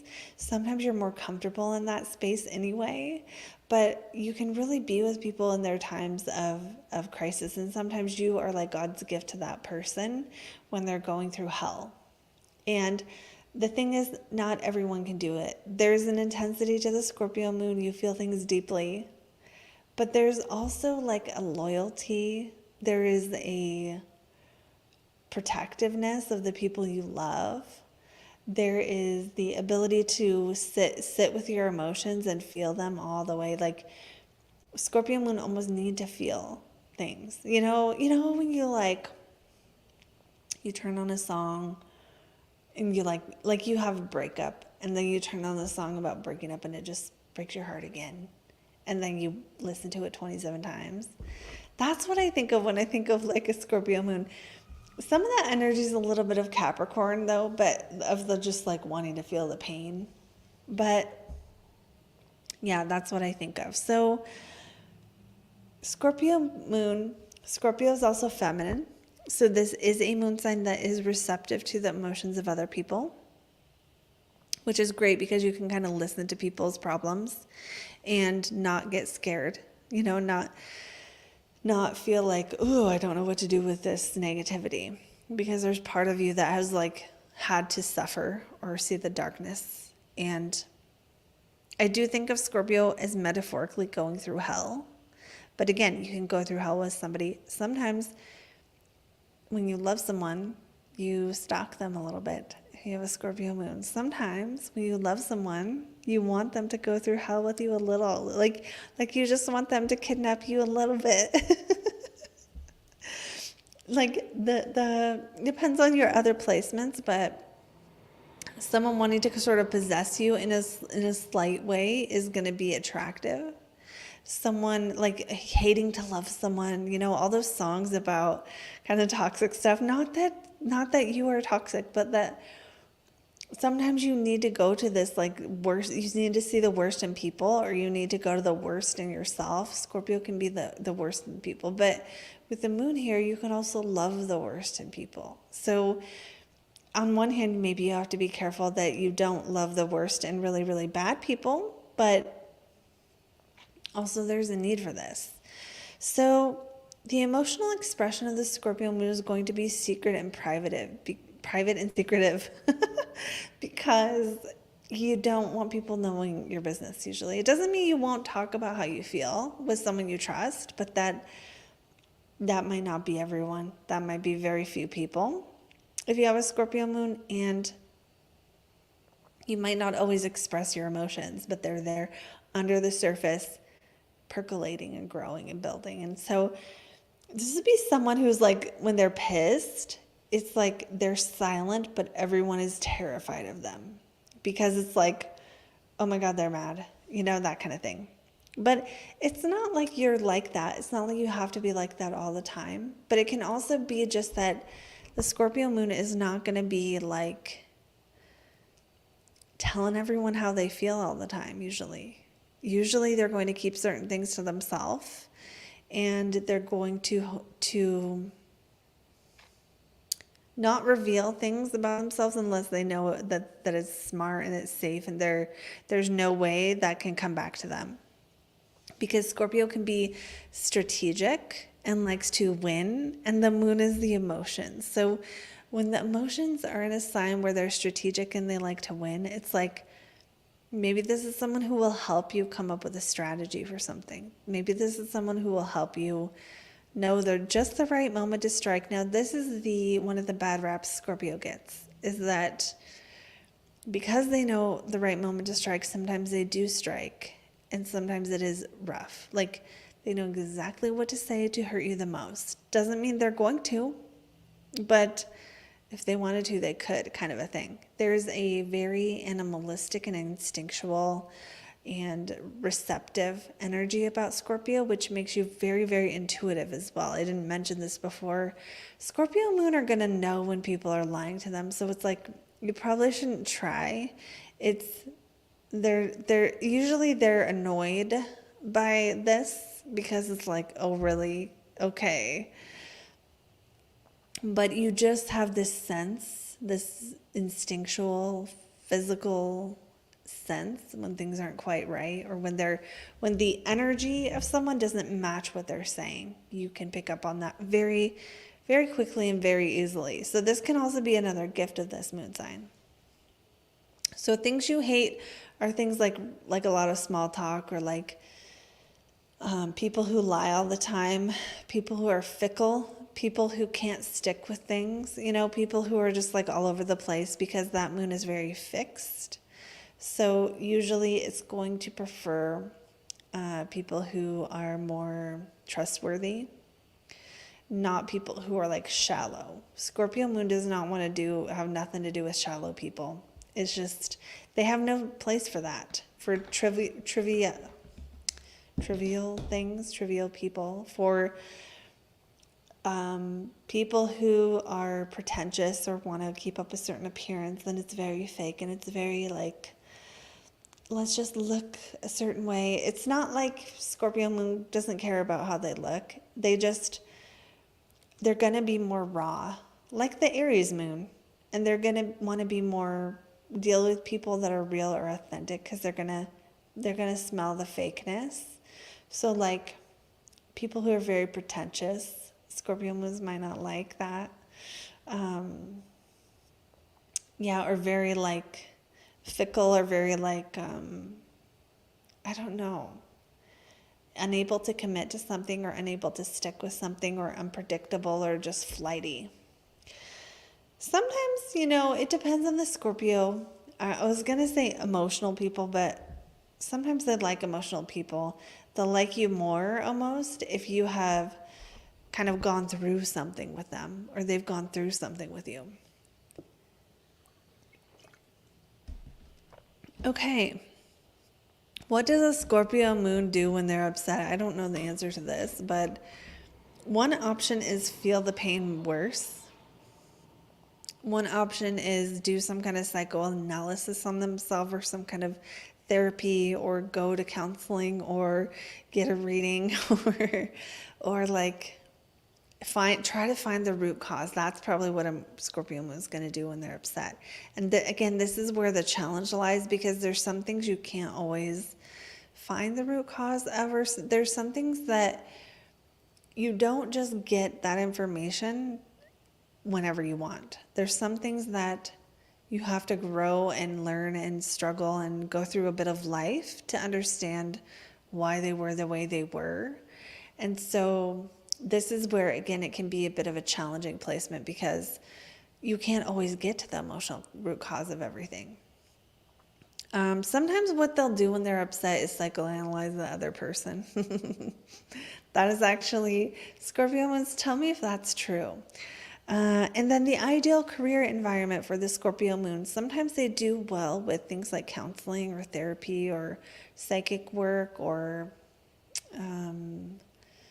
things where that even involve sexuality or taboo topics like the morgue or dead people or serial killers or things that you can't talk about at the dinner table. Scorpio moons sometimes live for that stuff. Not always, but they're going to be happier in a position where they have power. Sometimes Scorpio moons like having power over people. So this is where we get like the psychologist or the surgeon or the dentist or someone who works with any of those, any kind of health care. Another, thing about the ideal environment, career environment for a Scorpio moon is going to be like that there's privacy involved. So keeping secrets. So like the healthcare field where you have to like have confidentiality, or like working in a prison or somewhere else where that you can't just, you have to be trusted with the secrets, or dealing with trade secrets or things that are more, anything like that where you can't have to sign an NDA for, you can't talk about what you do. Scorpio moon might do well in a position like that. Again, feeling like they have power is another thing that Scorpio moons tend to prefer. It doesn't mean every Scorpio moon will have a job where they have power, but they're going to like it better if they can like dig into something and research something and go deep with something. Scorpio moon probably isn't going to like a job where they have to switch back and forth and multitask all day. Scorpio is better at drilling in down to the depth of something. It doesn't usually like to switch back and forth and, flip back and forth from different things. That would be a Gemini thing. Yeah. So, yeah. And equally, I think a Scorpio moon might not like a job where they don't get enough privacy or where other people are up in their business a lot. So that is my thoughts on that. All right. Let's go to the next one for the moon signs, which is going to be Sag moons. I love you, Sag moons, because I'm a Sag sun, and I just love you guys. So for the Sagittarius moon, there is from 10 to 19 degrees, there is decan dignity. So if your Sag moon is between 10 and 19 degrees, you have that. That's something to know. Sagittarius is the archer, and the archer wants to shoot that arrow off into the distance, and it does not care about what is happening right in front of it.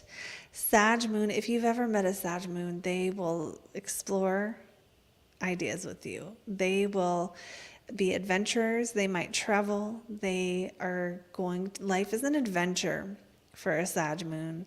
And man, they'll just go anywhere with you mentally, like anywhere you want to go. They're just up for the adventure of the fun conversation and sometimes the actual physical adventure of life.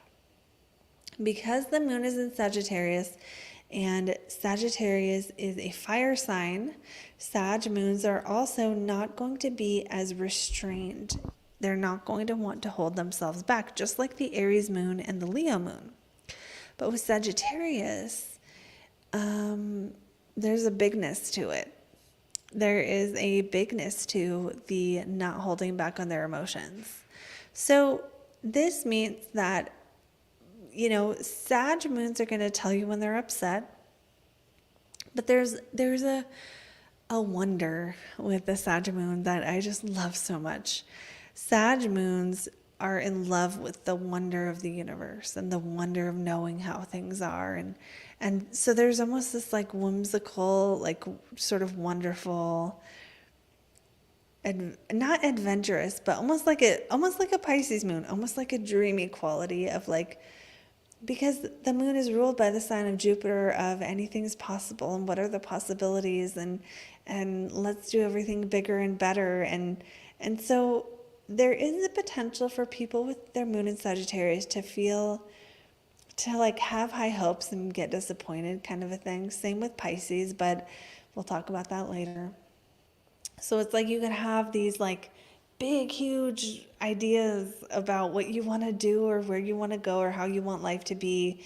And with the Jupiter, everything doesn't always get bigger, right? Everything doesn't always grow. And so sometimes, depending on how your life is and everything, at some point for people with Sagittarius or Pisces moons, you guys have to kind of reconcile with the fact that not everything grows. Not everything gets better. And that is a tough one. That is a tough one for these moon signs because it's so natural for them to just look at the possibilities and bring in a little bit of that Saturn energy of, okay, what are the potential problems? Sometimes that is actually necessary for this moon sign so that it can have balance. Okay, so this is a mutable moon sign, which means your emotions are going to be more likely to be changing. So you might have emotions sometimes that are this, you'll feel a way sometimes and you'll feel a different way. Now, you could be like, it could be like as strong as like, I like my job. No, I don't like my job. Yes, I do. No, I don't. Like that. Or it could just be that your emotions aren't always exactly the same every single day. You don't always feel the same way about everything every single day. That's just part of having a mutable moon, is that it moves. Your emotions move. They're different. They're changing. But there's also an adaptability too, where it's like, because it's mutable, you can go with the flow a little bit better too. A Sag moon, I'm trying to think of how is a Sag moon going to express their emotions? Usually maybe in a big grandiose way. Maybe they're like, maybe when they love you, you're the best person in the whole world, and when they hate you, you're the worst person in the whole world, because those emotions are going to show up in a bigger way. And it's fire, so they're not going to restrain it. What does a Sag moon like? Adventure. Take them somewhere new. They love experience. Sagittarius loves experience. So the Sag moon needs to have new experiences all the time and go on adventures and enjoy life and feel like they're growing and feel like life is allowing them to grow. So a lot of Sag moons are going to be quite spiritual people because they love the quest, that quest in life of always growing and always learning and always wanting to do something new. What does a Sag moon hate? Being controlled and being confined. Having someone talk down to you about your dreams and tell you things aren't possible. Having somebody tell you can't do things. Those are all things a Sag moon isn't going to like. They can handle like fun. They can handle emotional people. They can handle a lot of stuff, but a Sag moon is not going to like that, like someone talking down to them or being like, I know more than you, I'm better than you. Sag moon wants to be the one who knows the most, and they care about what they know and they care about their knowledge. And so they don't like being confined. Jupiter wants to expand. So again, tell them they can't do something. They don't like that.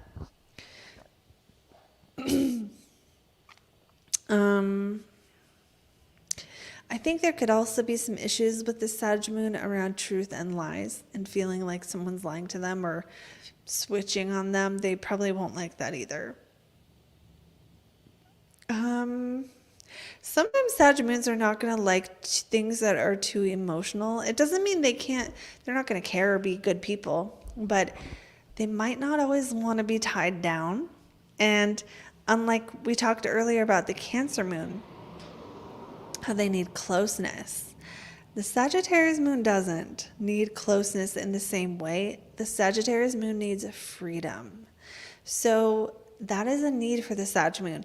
That doesn't mean you can't be in a relationship if you have this moon sign. It just means you need to be with a partner who either has the same quest for adventure as you that you can go with to places, or a partner who lets you go on your little adventures and doesn't want to stop you.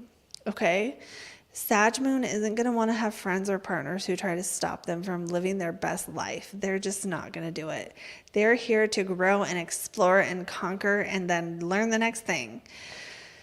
What does a Sag Moon do when they are upset? Well, they might... Let me think.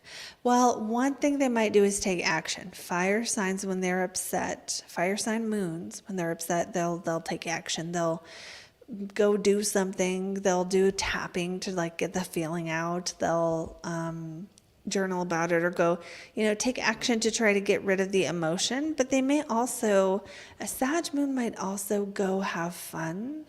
They might also, a Sagittarius Moon might just be mad for a minute, because it's like,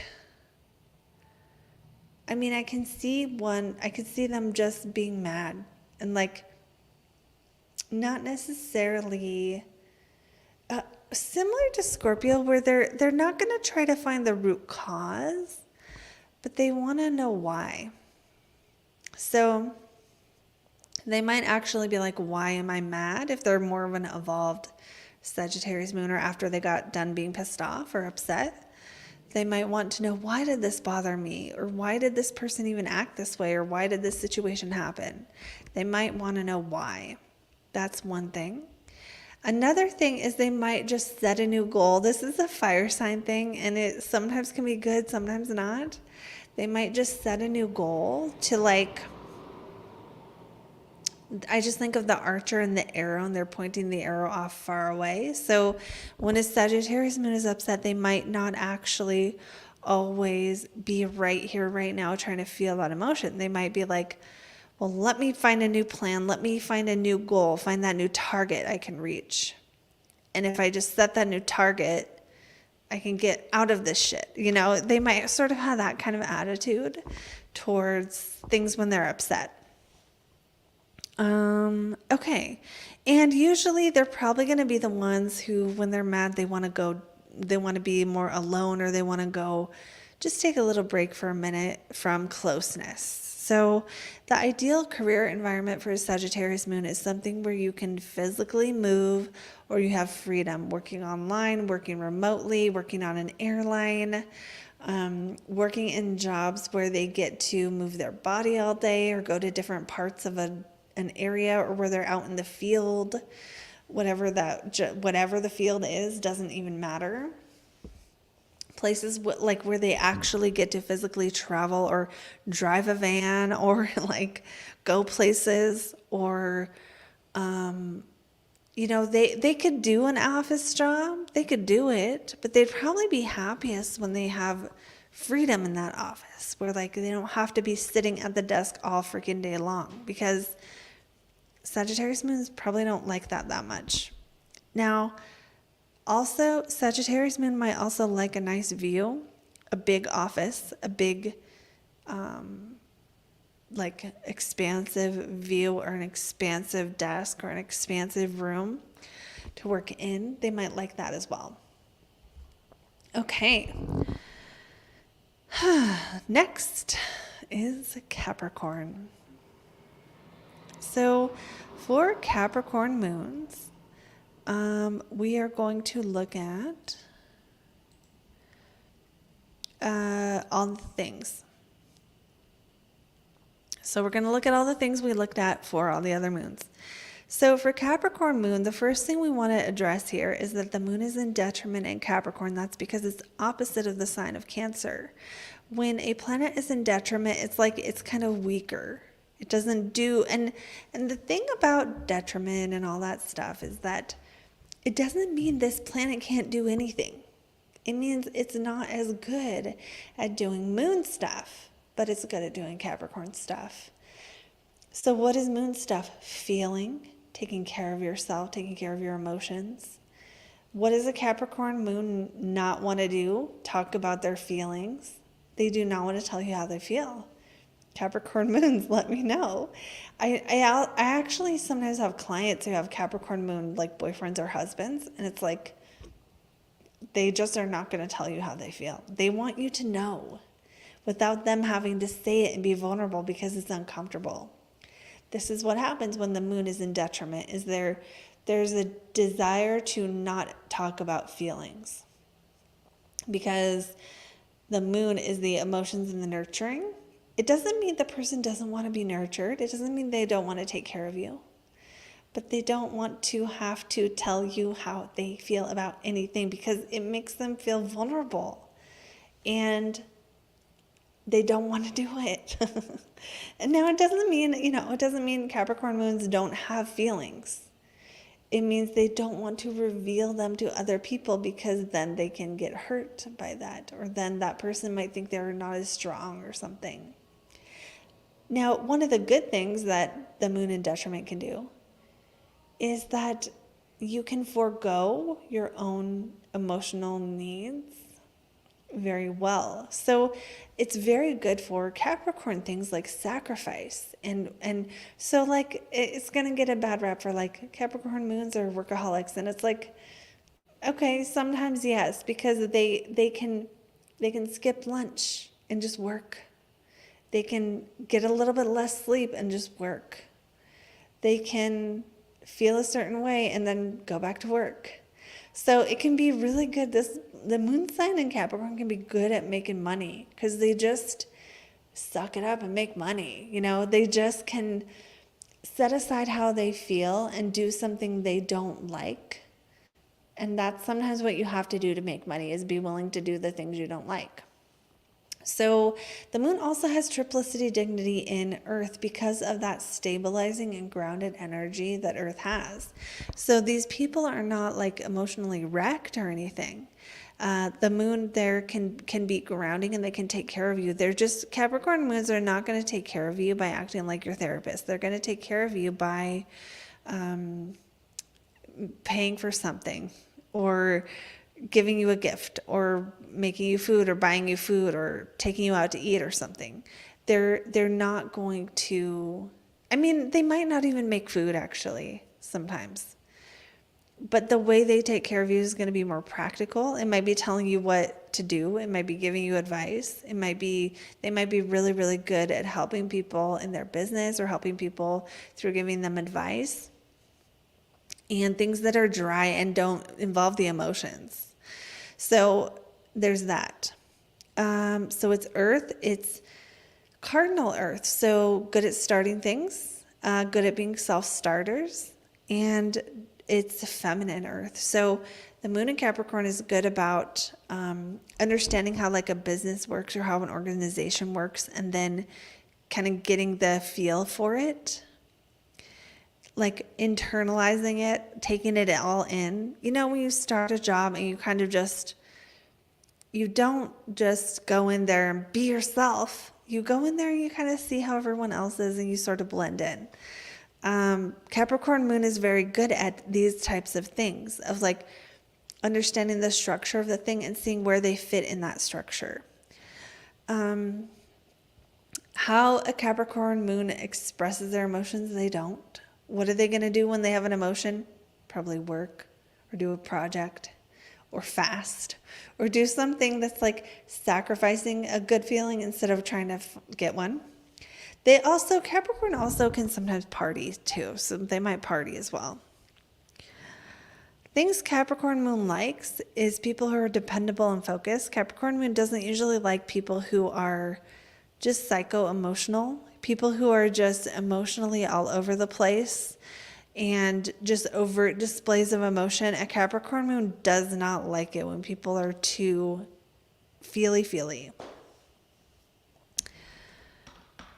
Especially when it's like, I can't work today because I had a feeling. Like Capricorn moon's like, shut up and get out of here. They, what they do when they're upset is probably work on a project, make some kind of sacrifice, do something hard.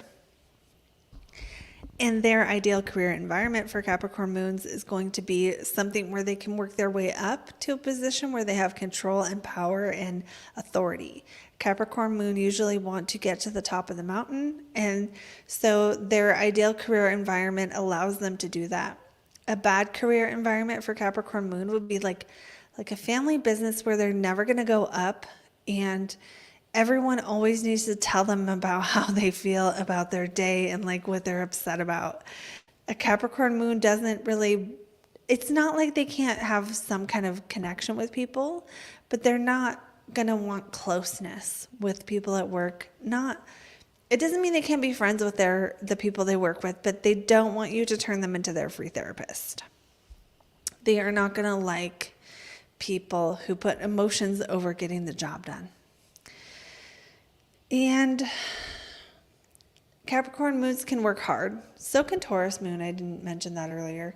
They can work hard. They can work in less emotional environments. They can work in darker places. They can work in isolation. And they can be very good at jobs that require them to have integrity or follow the rules. They can be the rule followers. Not always, but they can. And, like quality control or like people who like inspect your building, or like the company that makes sure that everyone follows certain regulations. Capricorn moon might be good at that, regulated things. They don't have to. Sometimes they want to have their own business and be a CEO and make their own fucking rules. Okay, the next moon sign is Aquarius.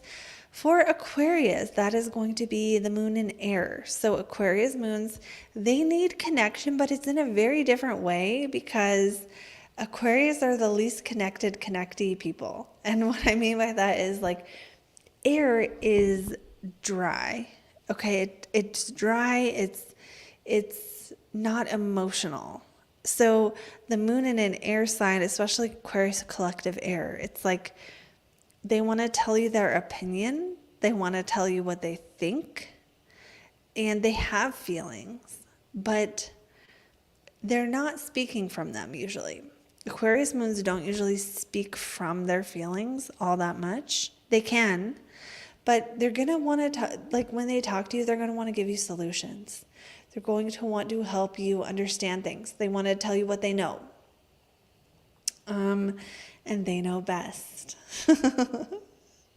Aquarius moon is a fixed moon sign, which means you're probably not going to change their mind very easily. They can be very set in their ways sometimes.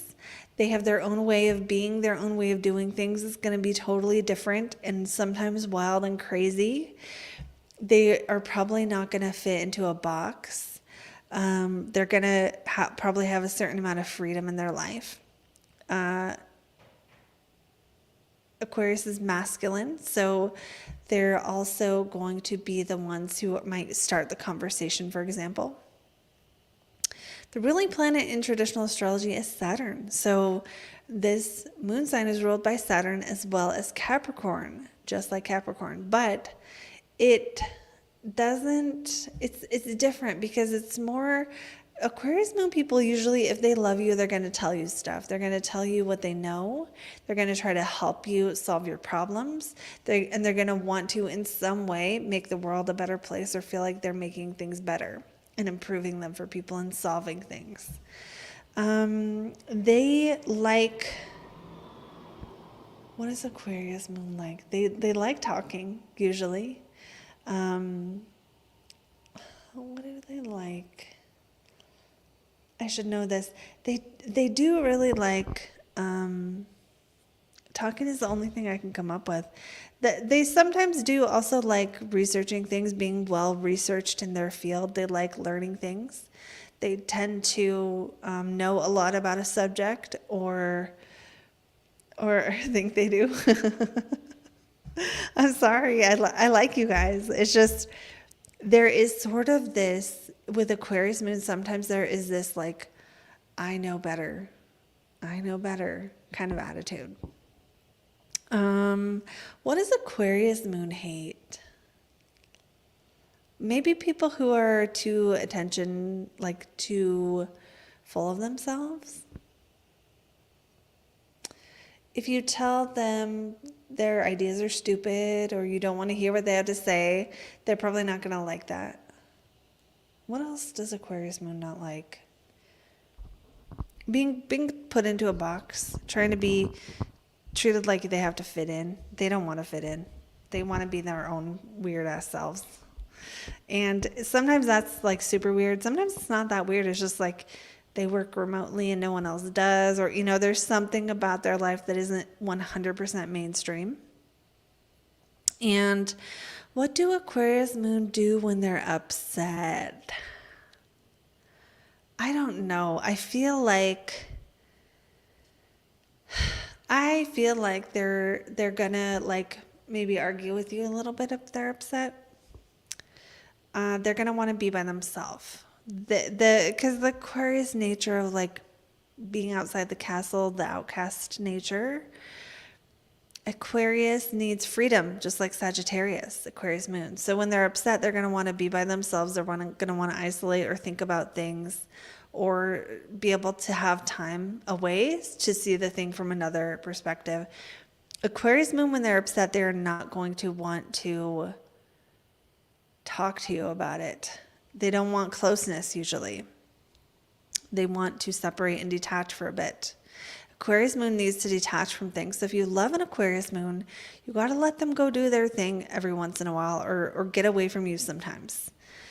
You need to leave them alone sometimes. It's true. And what is the ideal career environment for an Aquarius Moon? That's going to be, again, something where they get to display their knowledge. They get to work with technology. They get to work online, get to work remotely, get to make the world a better place, work with social justice or some kind of movement, do something they feel like is going to change the world.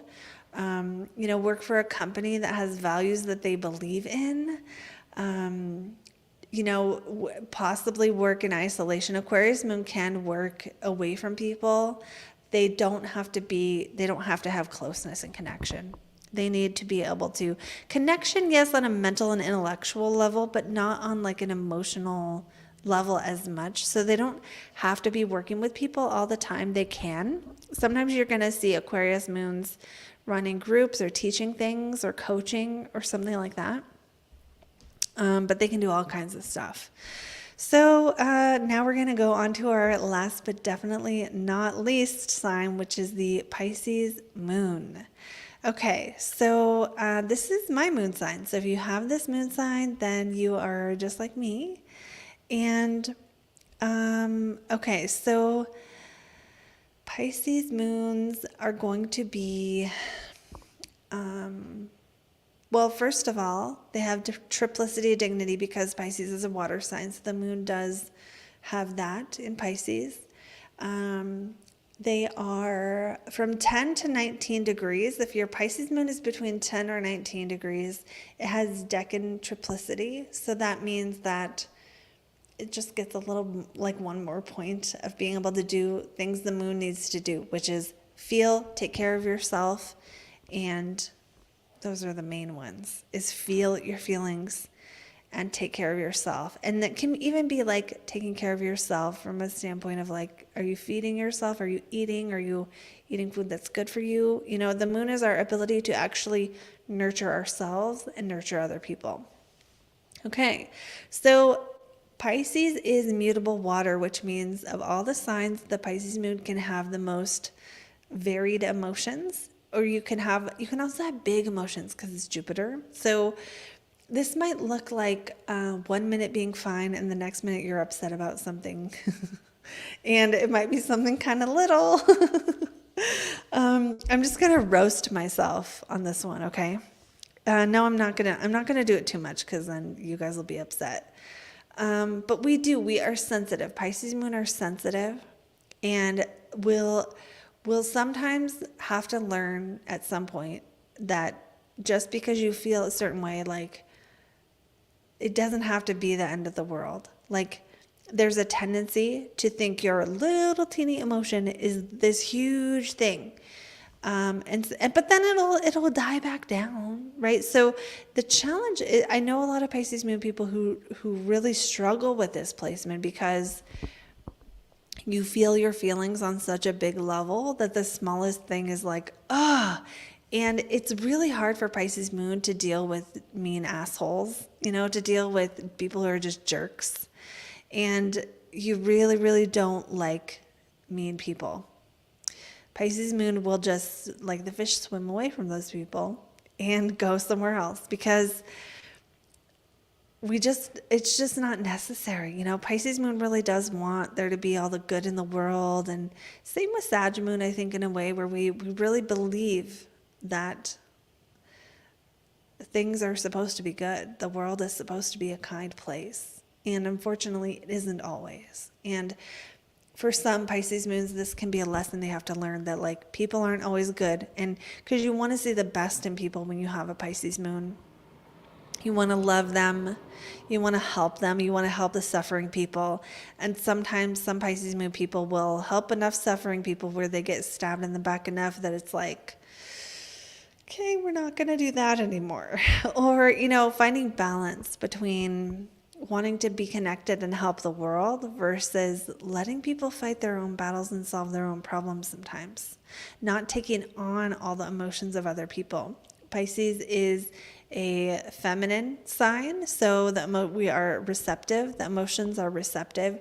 You are definitely receptive to the emotions of other people with the Pisces Moon.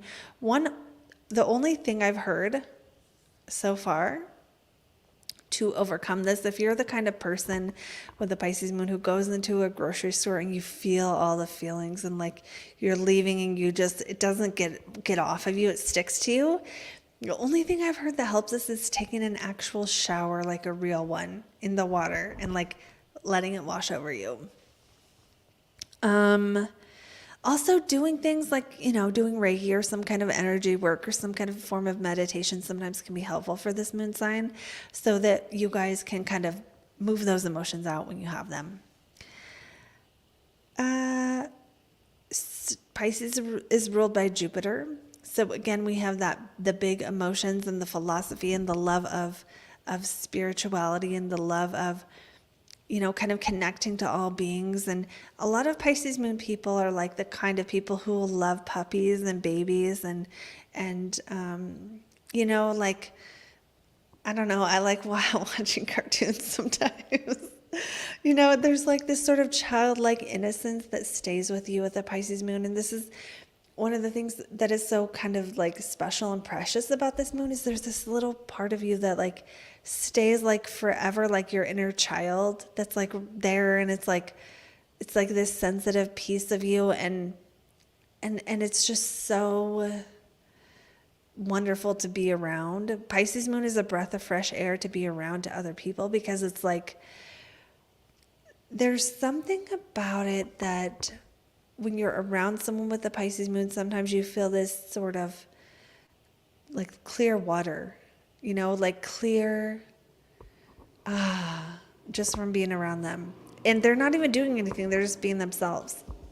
It doesn't mean all the time, because sometimes they'll be upset just like everyone else. And, it doesn't mean they're always pleasant, but generally Pisces Moons are uplifting. Now, sometimes they can be downers when they get sucked into some kind of negativity or they're watching too much negative stuff or surrounded by jerks.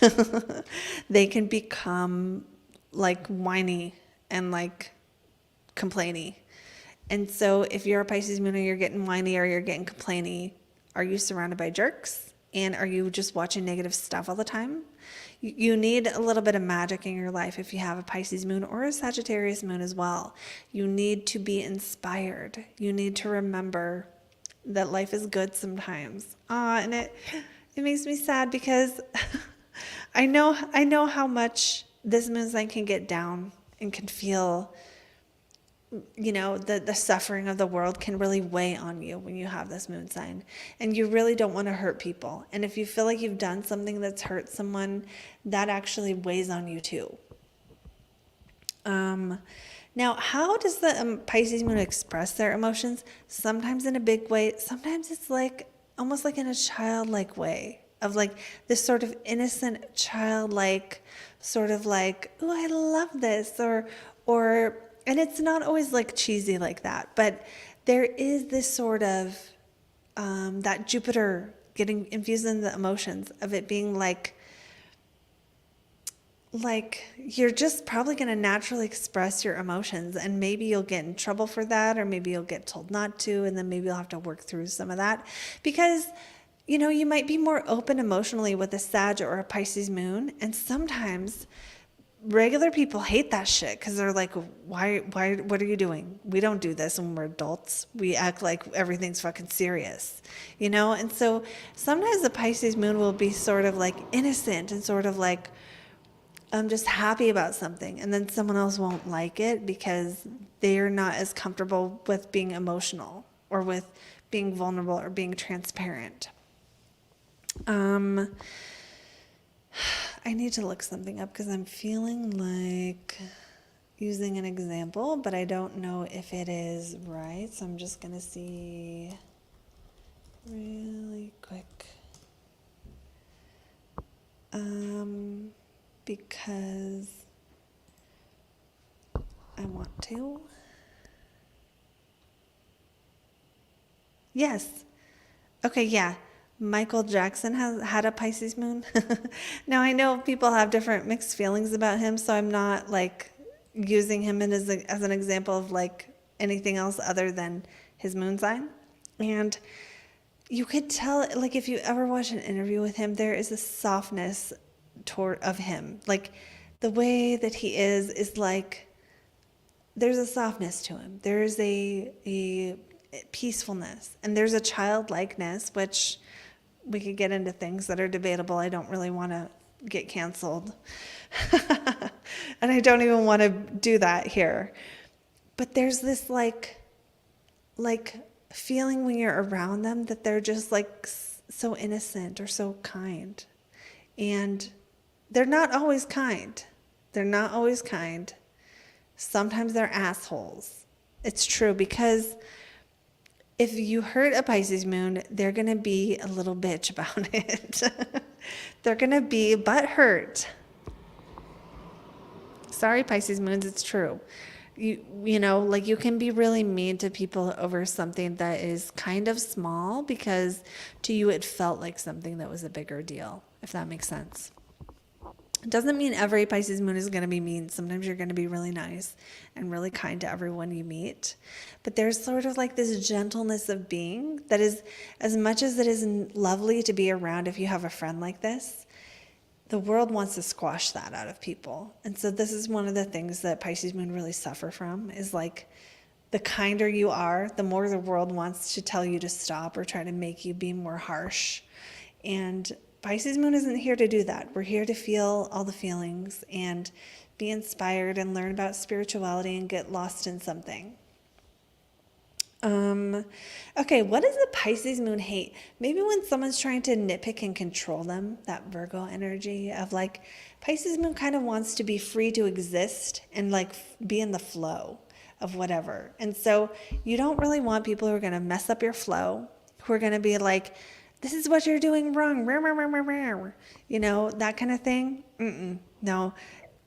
So nitpicking, criticizing, and controlling in a negative way or trying to restrict you, you need to like be free and move and be like Jupiter and expand and like paint and then like draw and then like sing and then like learn about spirituality and just be in the flow of life, right? So people who are going to stop that flow because they need control, like if you're teaching and you're in the flow of the teaching and some student is like, wait, help me find the right page or something like that. Or like they stop the whole class because they had a question about a detail and you're like, no, you just interrupted the flow for no reason. You know, so this kind of thing. The Pisces moon may not like that sort of interruption. I think Pisces moon also is not going to like people who are too intense and trying to like pin them down. There was another moon I said this about, but people are trying to like pin you down or like, yeah, like try to say like, oh, you said list 5 years ago. Why are you doing that? And it's like, you're ruled by Jupiter. You go and expand and you change and you grow and you come back different. So it's hard to be around people who are gonna judge you as the same when you're changing, or you might not like, Pisces Moon doesn't like, people who are really like vicious or mean, or even maybe even too, I don't know, too full of themselves. Pisces Moon might not like really, really egotistical people either, just because that Pisces energy is like receptive and like cares about the universe. It doesn't care about your stupid job title, you know? Like Pisces Moon isn't as concerned about your rank in life. They're concerned about like, what are you creating? Or how are you making people feel? Or like, how do I feel right now? Or how does it feel to be a human being in this body? Or, you know, what is the universe helping us understand? The Pisces Moon cares more about what makes us all connected rather than what separates us. And so it's not as interested in like job titles or like rank or like even like how much money other people make. People who want to brag, Pisces Moon is like probably not wanting to care so much, because it's like, okay, maybe they'll be supportive if the person needs a confidence boost and they're like friends with them. And it's like, yes, you did achieve that. Good job. But if it's just like someone being like, I make more money than you, the Pisces Moon isn't going to care or want to hear about it, because the way you feel about things is like, the experience of life is what matters. For Sagittarius and Pisces Moon, the experience of life is what matters. And so they will not probably, Pisces Moon, we're segueing into, actually, we need to talk about what the Pisces Moon does when they're upset, and then we'll talk about the ideal career environment. When a Pisces Moon is upset, they want to escape. And I didn't mention this earlier, but escapism is one of like the challenging parts of the Pisces Moon, because we kind of need to like go to another universe every once in a while. So some Pisces Moon are going to end up drinking or smoking weed sometimes, or doing other things like that to escape. Others are going to play video games or watch fantasy movies or be into something that's like fantastical. So the Pisces Moon needs something in their life where they can go to the world or feel like they're connecting with the whole universe.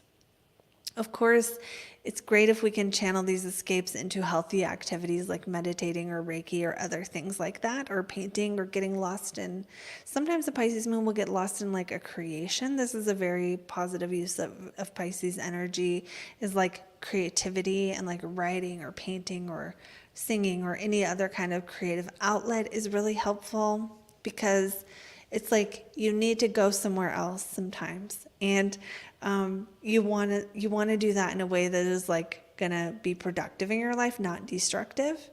But the Pisces Moon, of all the moon signs, is the most likely to want to escape, because the fish just swims away, right? It just avoids things.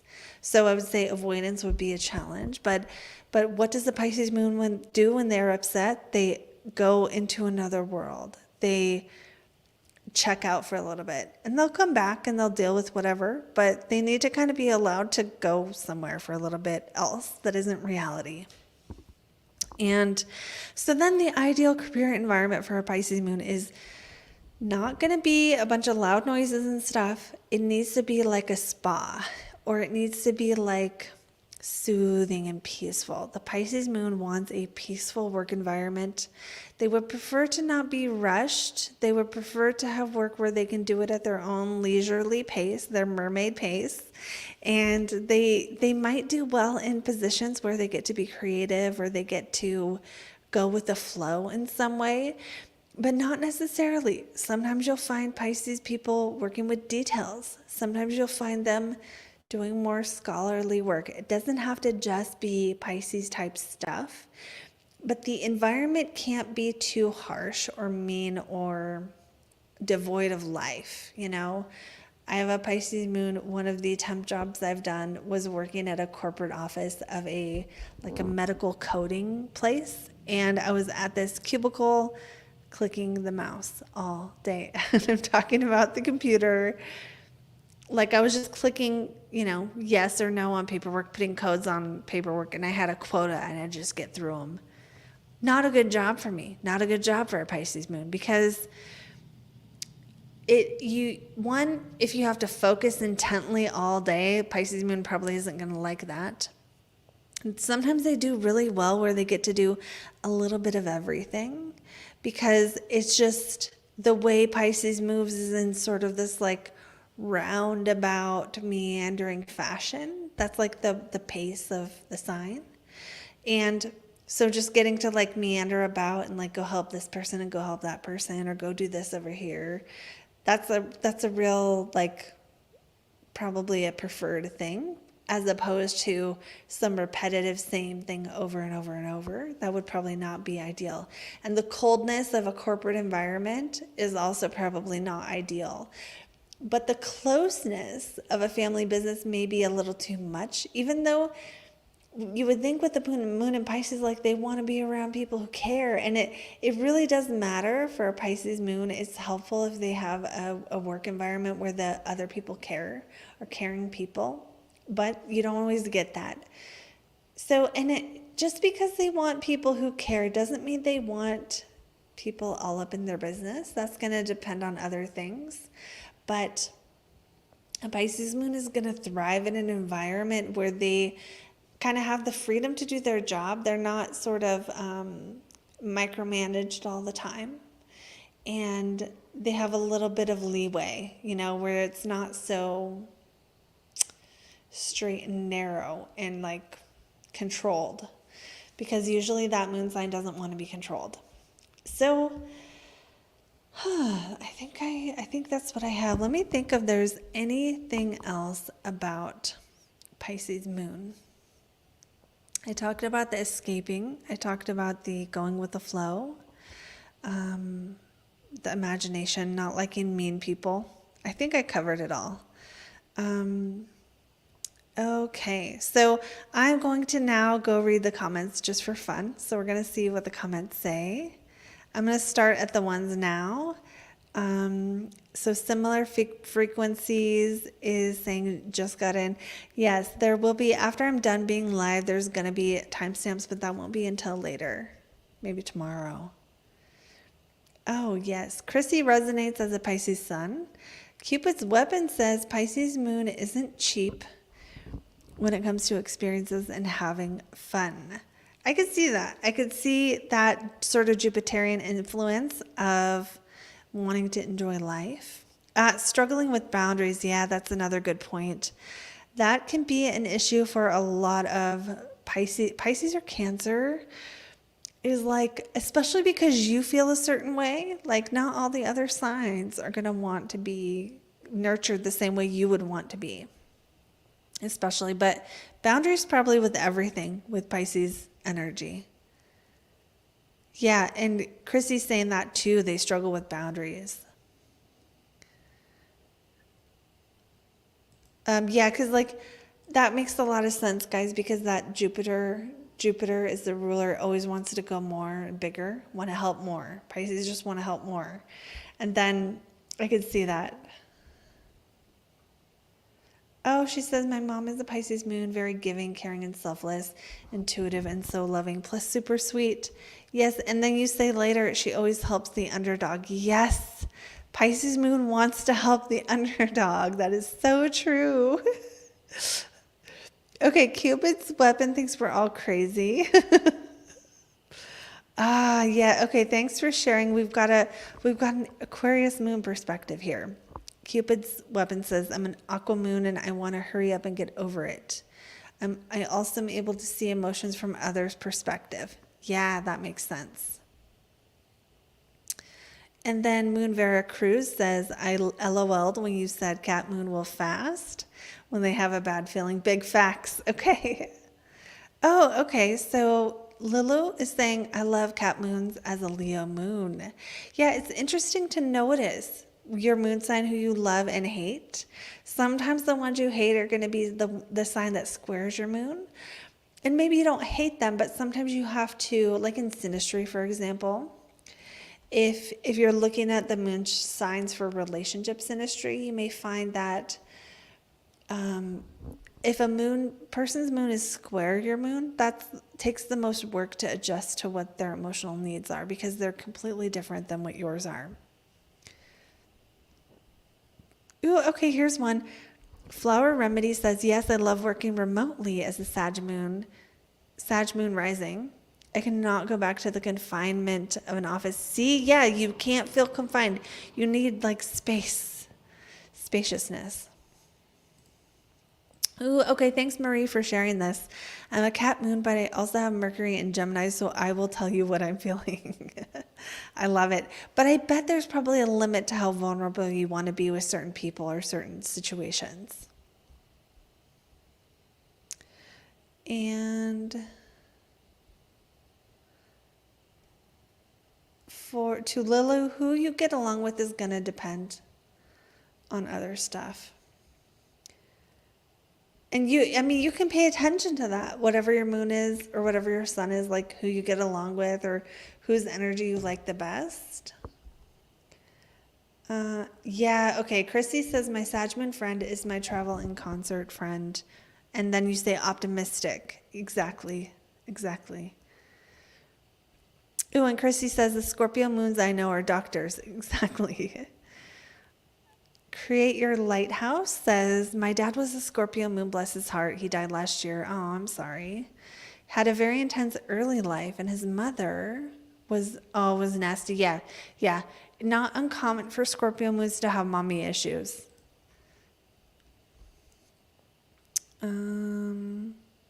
Okay, I got a PM Lover says, excellent Scorp moon description. Thank you.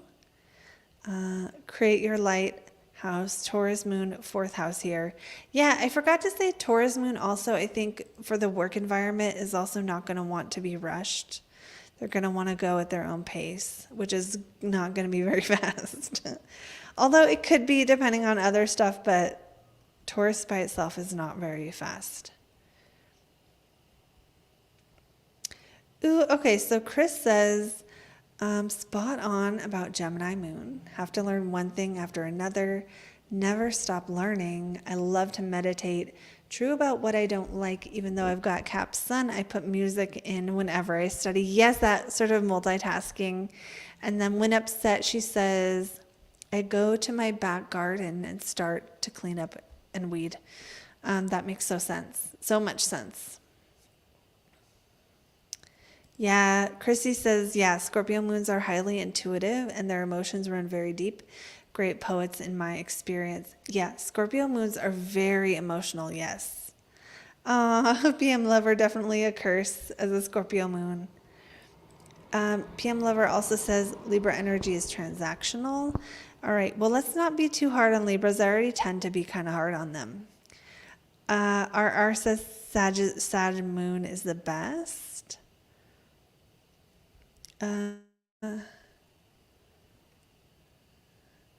Chrissy loves the energy of a Virgo moon. What moon sign do you guys love the most? Do you have your favorites or your least favorites? Okay, Josh says, I think he's a Virgo moon because he says, yep, cleaning and long walks help a lot. And then he says, I'll definitely wash your dishes if they're in the sink. Oh yeah, and Chrissy was talking about the Virgo moon, your Virgo moon sun. She says, my son always organizes my garage. That is wonderful. Ooh, Dawn Stay Focused says you're living on your MC moon line. How is that? I'm on my Neptune line and I don't like it. I've also lived on my sun line. That was fine. And then Josh says, Virgo moon, I love serving and solving everything. Trick is to make sure I'm taking care of me. Okay, yeah, that is a really good point with a moon like Virgo or even Pisces. I would say both of those signs tend to want to be of service, and so they'll forget to take care of themselves sometimes. Yeah, Chrissy's son gasses your car and sometimes does your oil changes. How perfect, your Virgo moon son.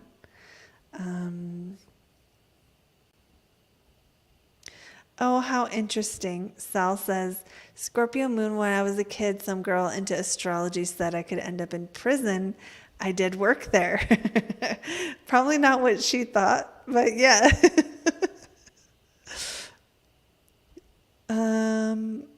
Okay, and then Sinalaliser says, my Taurus moon is at 20 degrees in the 10th house. What would that mean? Well, we're not doing that. We're not doing personal readings.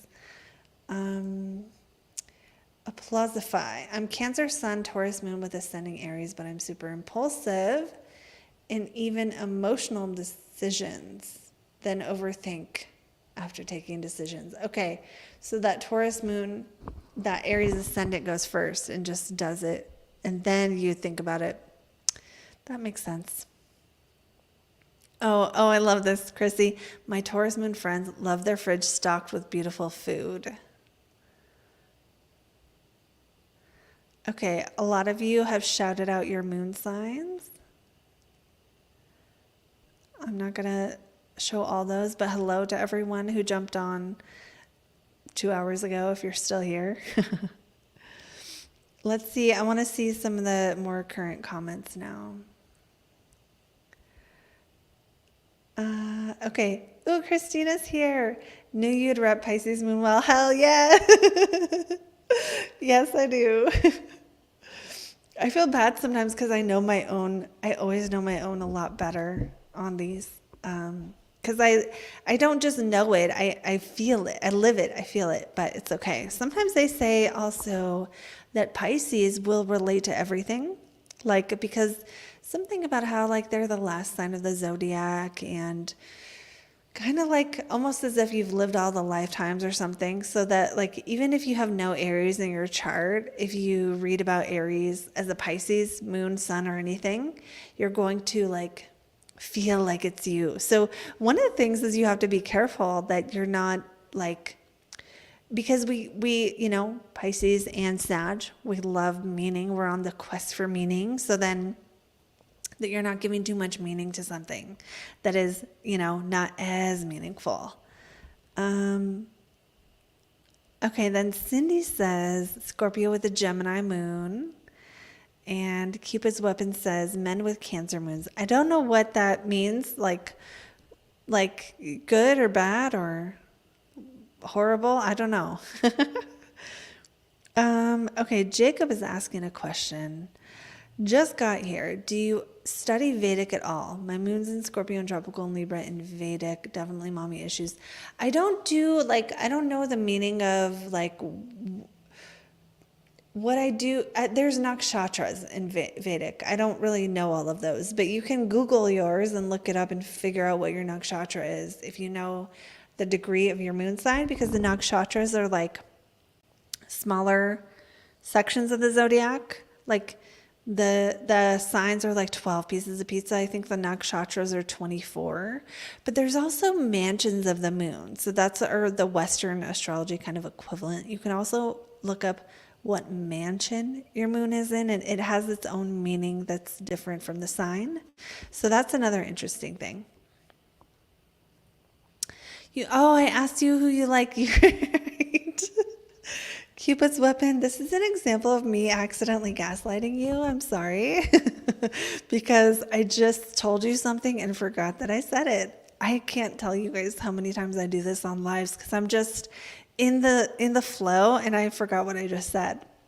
So Cupid's weapon says you like men with Cancer moons the best. What is that? How does that connect with your own moon?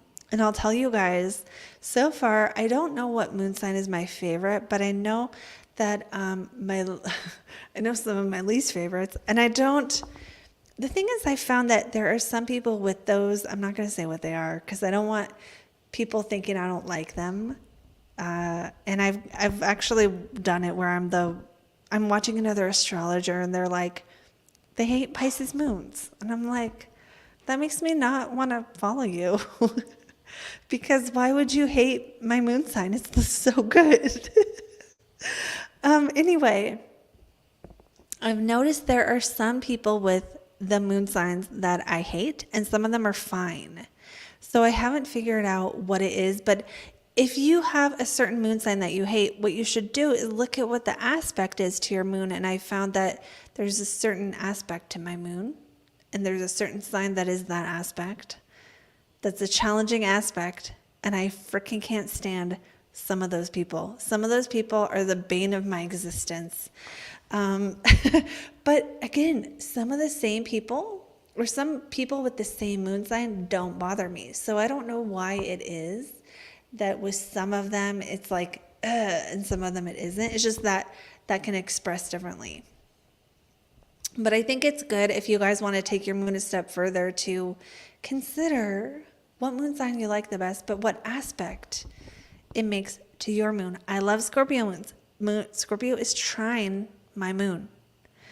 I also love Leos. Leo is trine a bunch of my planets in Sagittarius. So sometimes you love the other signs or the other people with planets that are making a positive aspect to yours.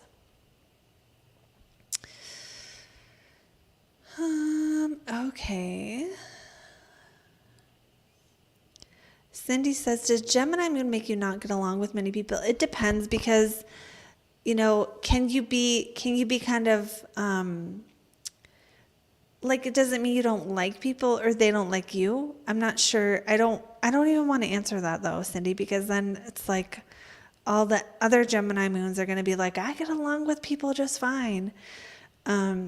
So that's going to be to me, it's going to be too much like assigning a negative thing to a moon. I try not to do that. I try to just share about the problems, but like sometimes Gemini moon can get along with fucking anyone because they can talk a dog off a meat wagon and tell you whatever you want to hear and tell stories and like know something about everything. So sometimes they get along with everyone. Oh yeah, Jacob says you resonate to your nakshatras. Both systems are beautiful. Yeah, dude, check out the mansions. There's mansions, and then you can look at, there's a book on the mansions that I have. I can't remember the name of it, but it's like, it tells you a lot. Chrissy says, I can tell the days I feel emotional, it's for sure a water moon, and the days I love to work, it's Gem or Cat moon, and the days I overeat is Taurus. Yeah, so far for me, Leo, moon in Leo is like when I do the best on my lives, because I'm like, want to be the center of attention. I just enjoy it more and more, have more energy. But I can't always go live on those days. That's sad. It's really sad. But I also found that when the moon is in Cancer, I want to be crying. Usually I start crying and I don't know why. When the moon is in Cancer, and eventually I'm like, wait, where's the moon right now? It's always when I'm like, I'm crying, but I don't know why. Like, there's no reason. I'm just crying. Okay. I think this will be a good place to stop, that I cry during the Cancer moon. But no, I do think it's a good place to stop because it's going to be dark soon.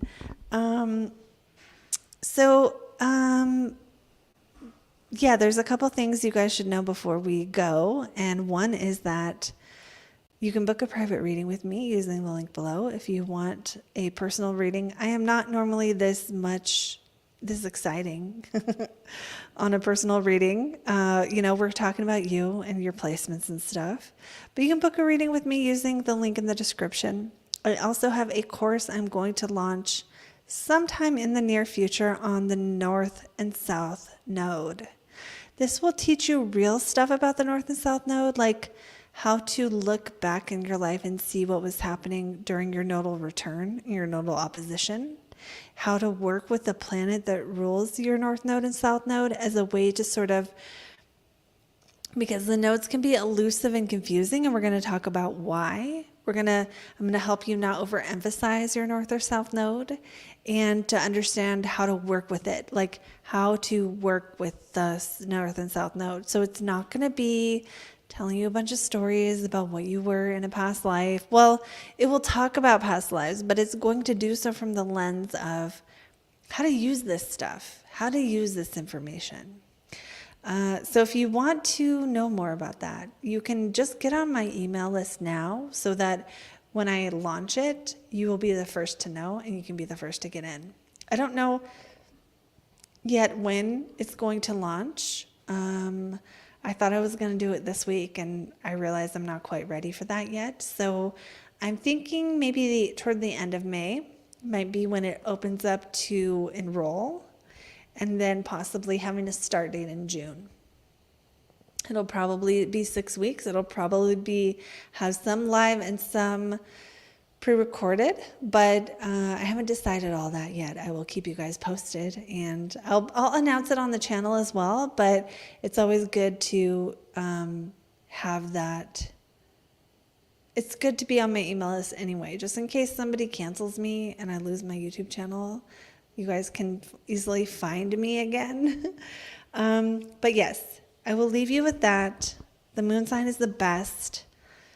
I hope you know more about your moon now than before. It is such a good placement to understand. It doesn't get enough credit in astrology for how much you can learn through understanding your moon. And I do think that I have videos on the moon through the houses. I don't know if I have one video or many, but there's videos on the moon through the houses. So that would be a good next step, is to check out the videos on your moon through your house and see what it means. And don't get all confused when the house has a different meaning than the sign. Just put an and in between them. So that is what I will leave you with. I hope you have a beautiful evening, and I will see you all in the next video. Bye, guys.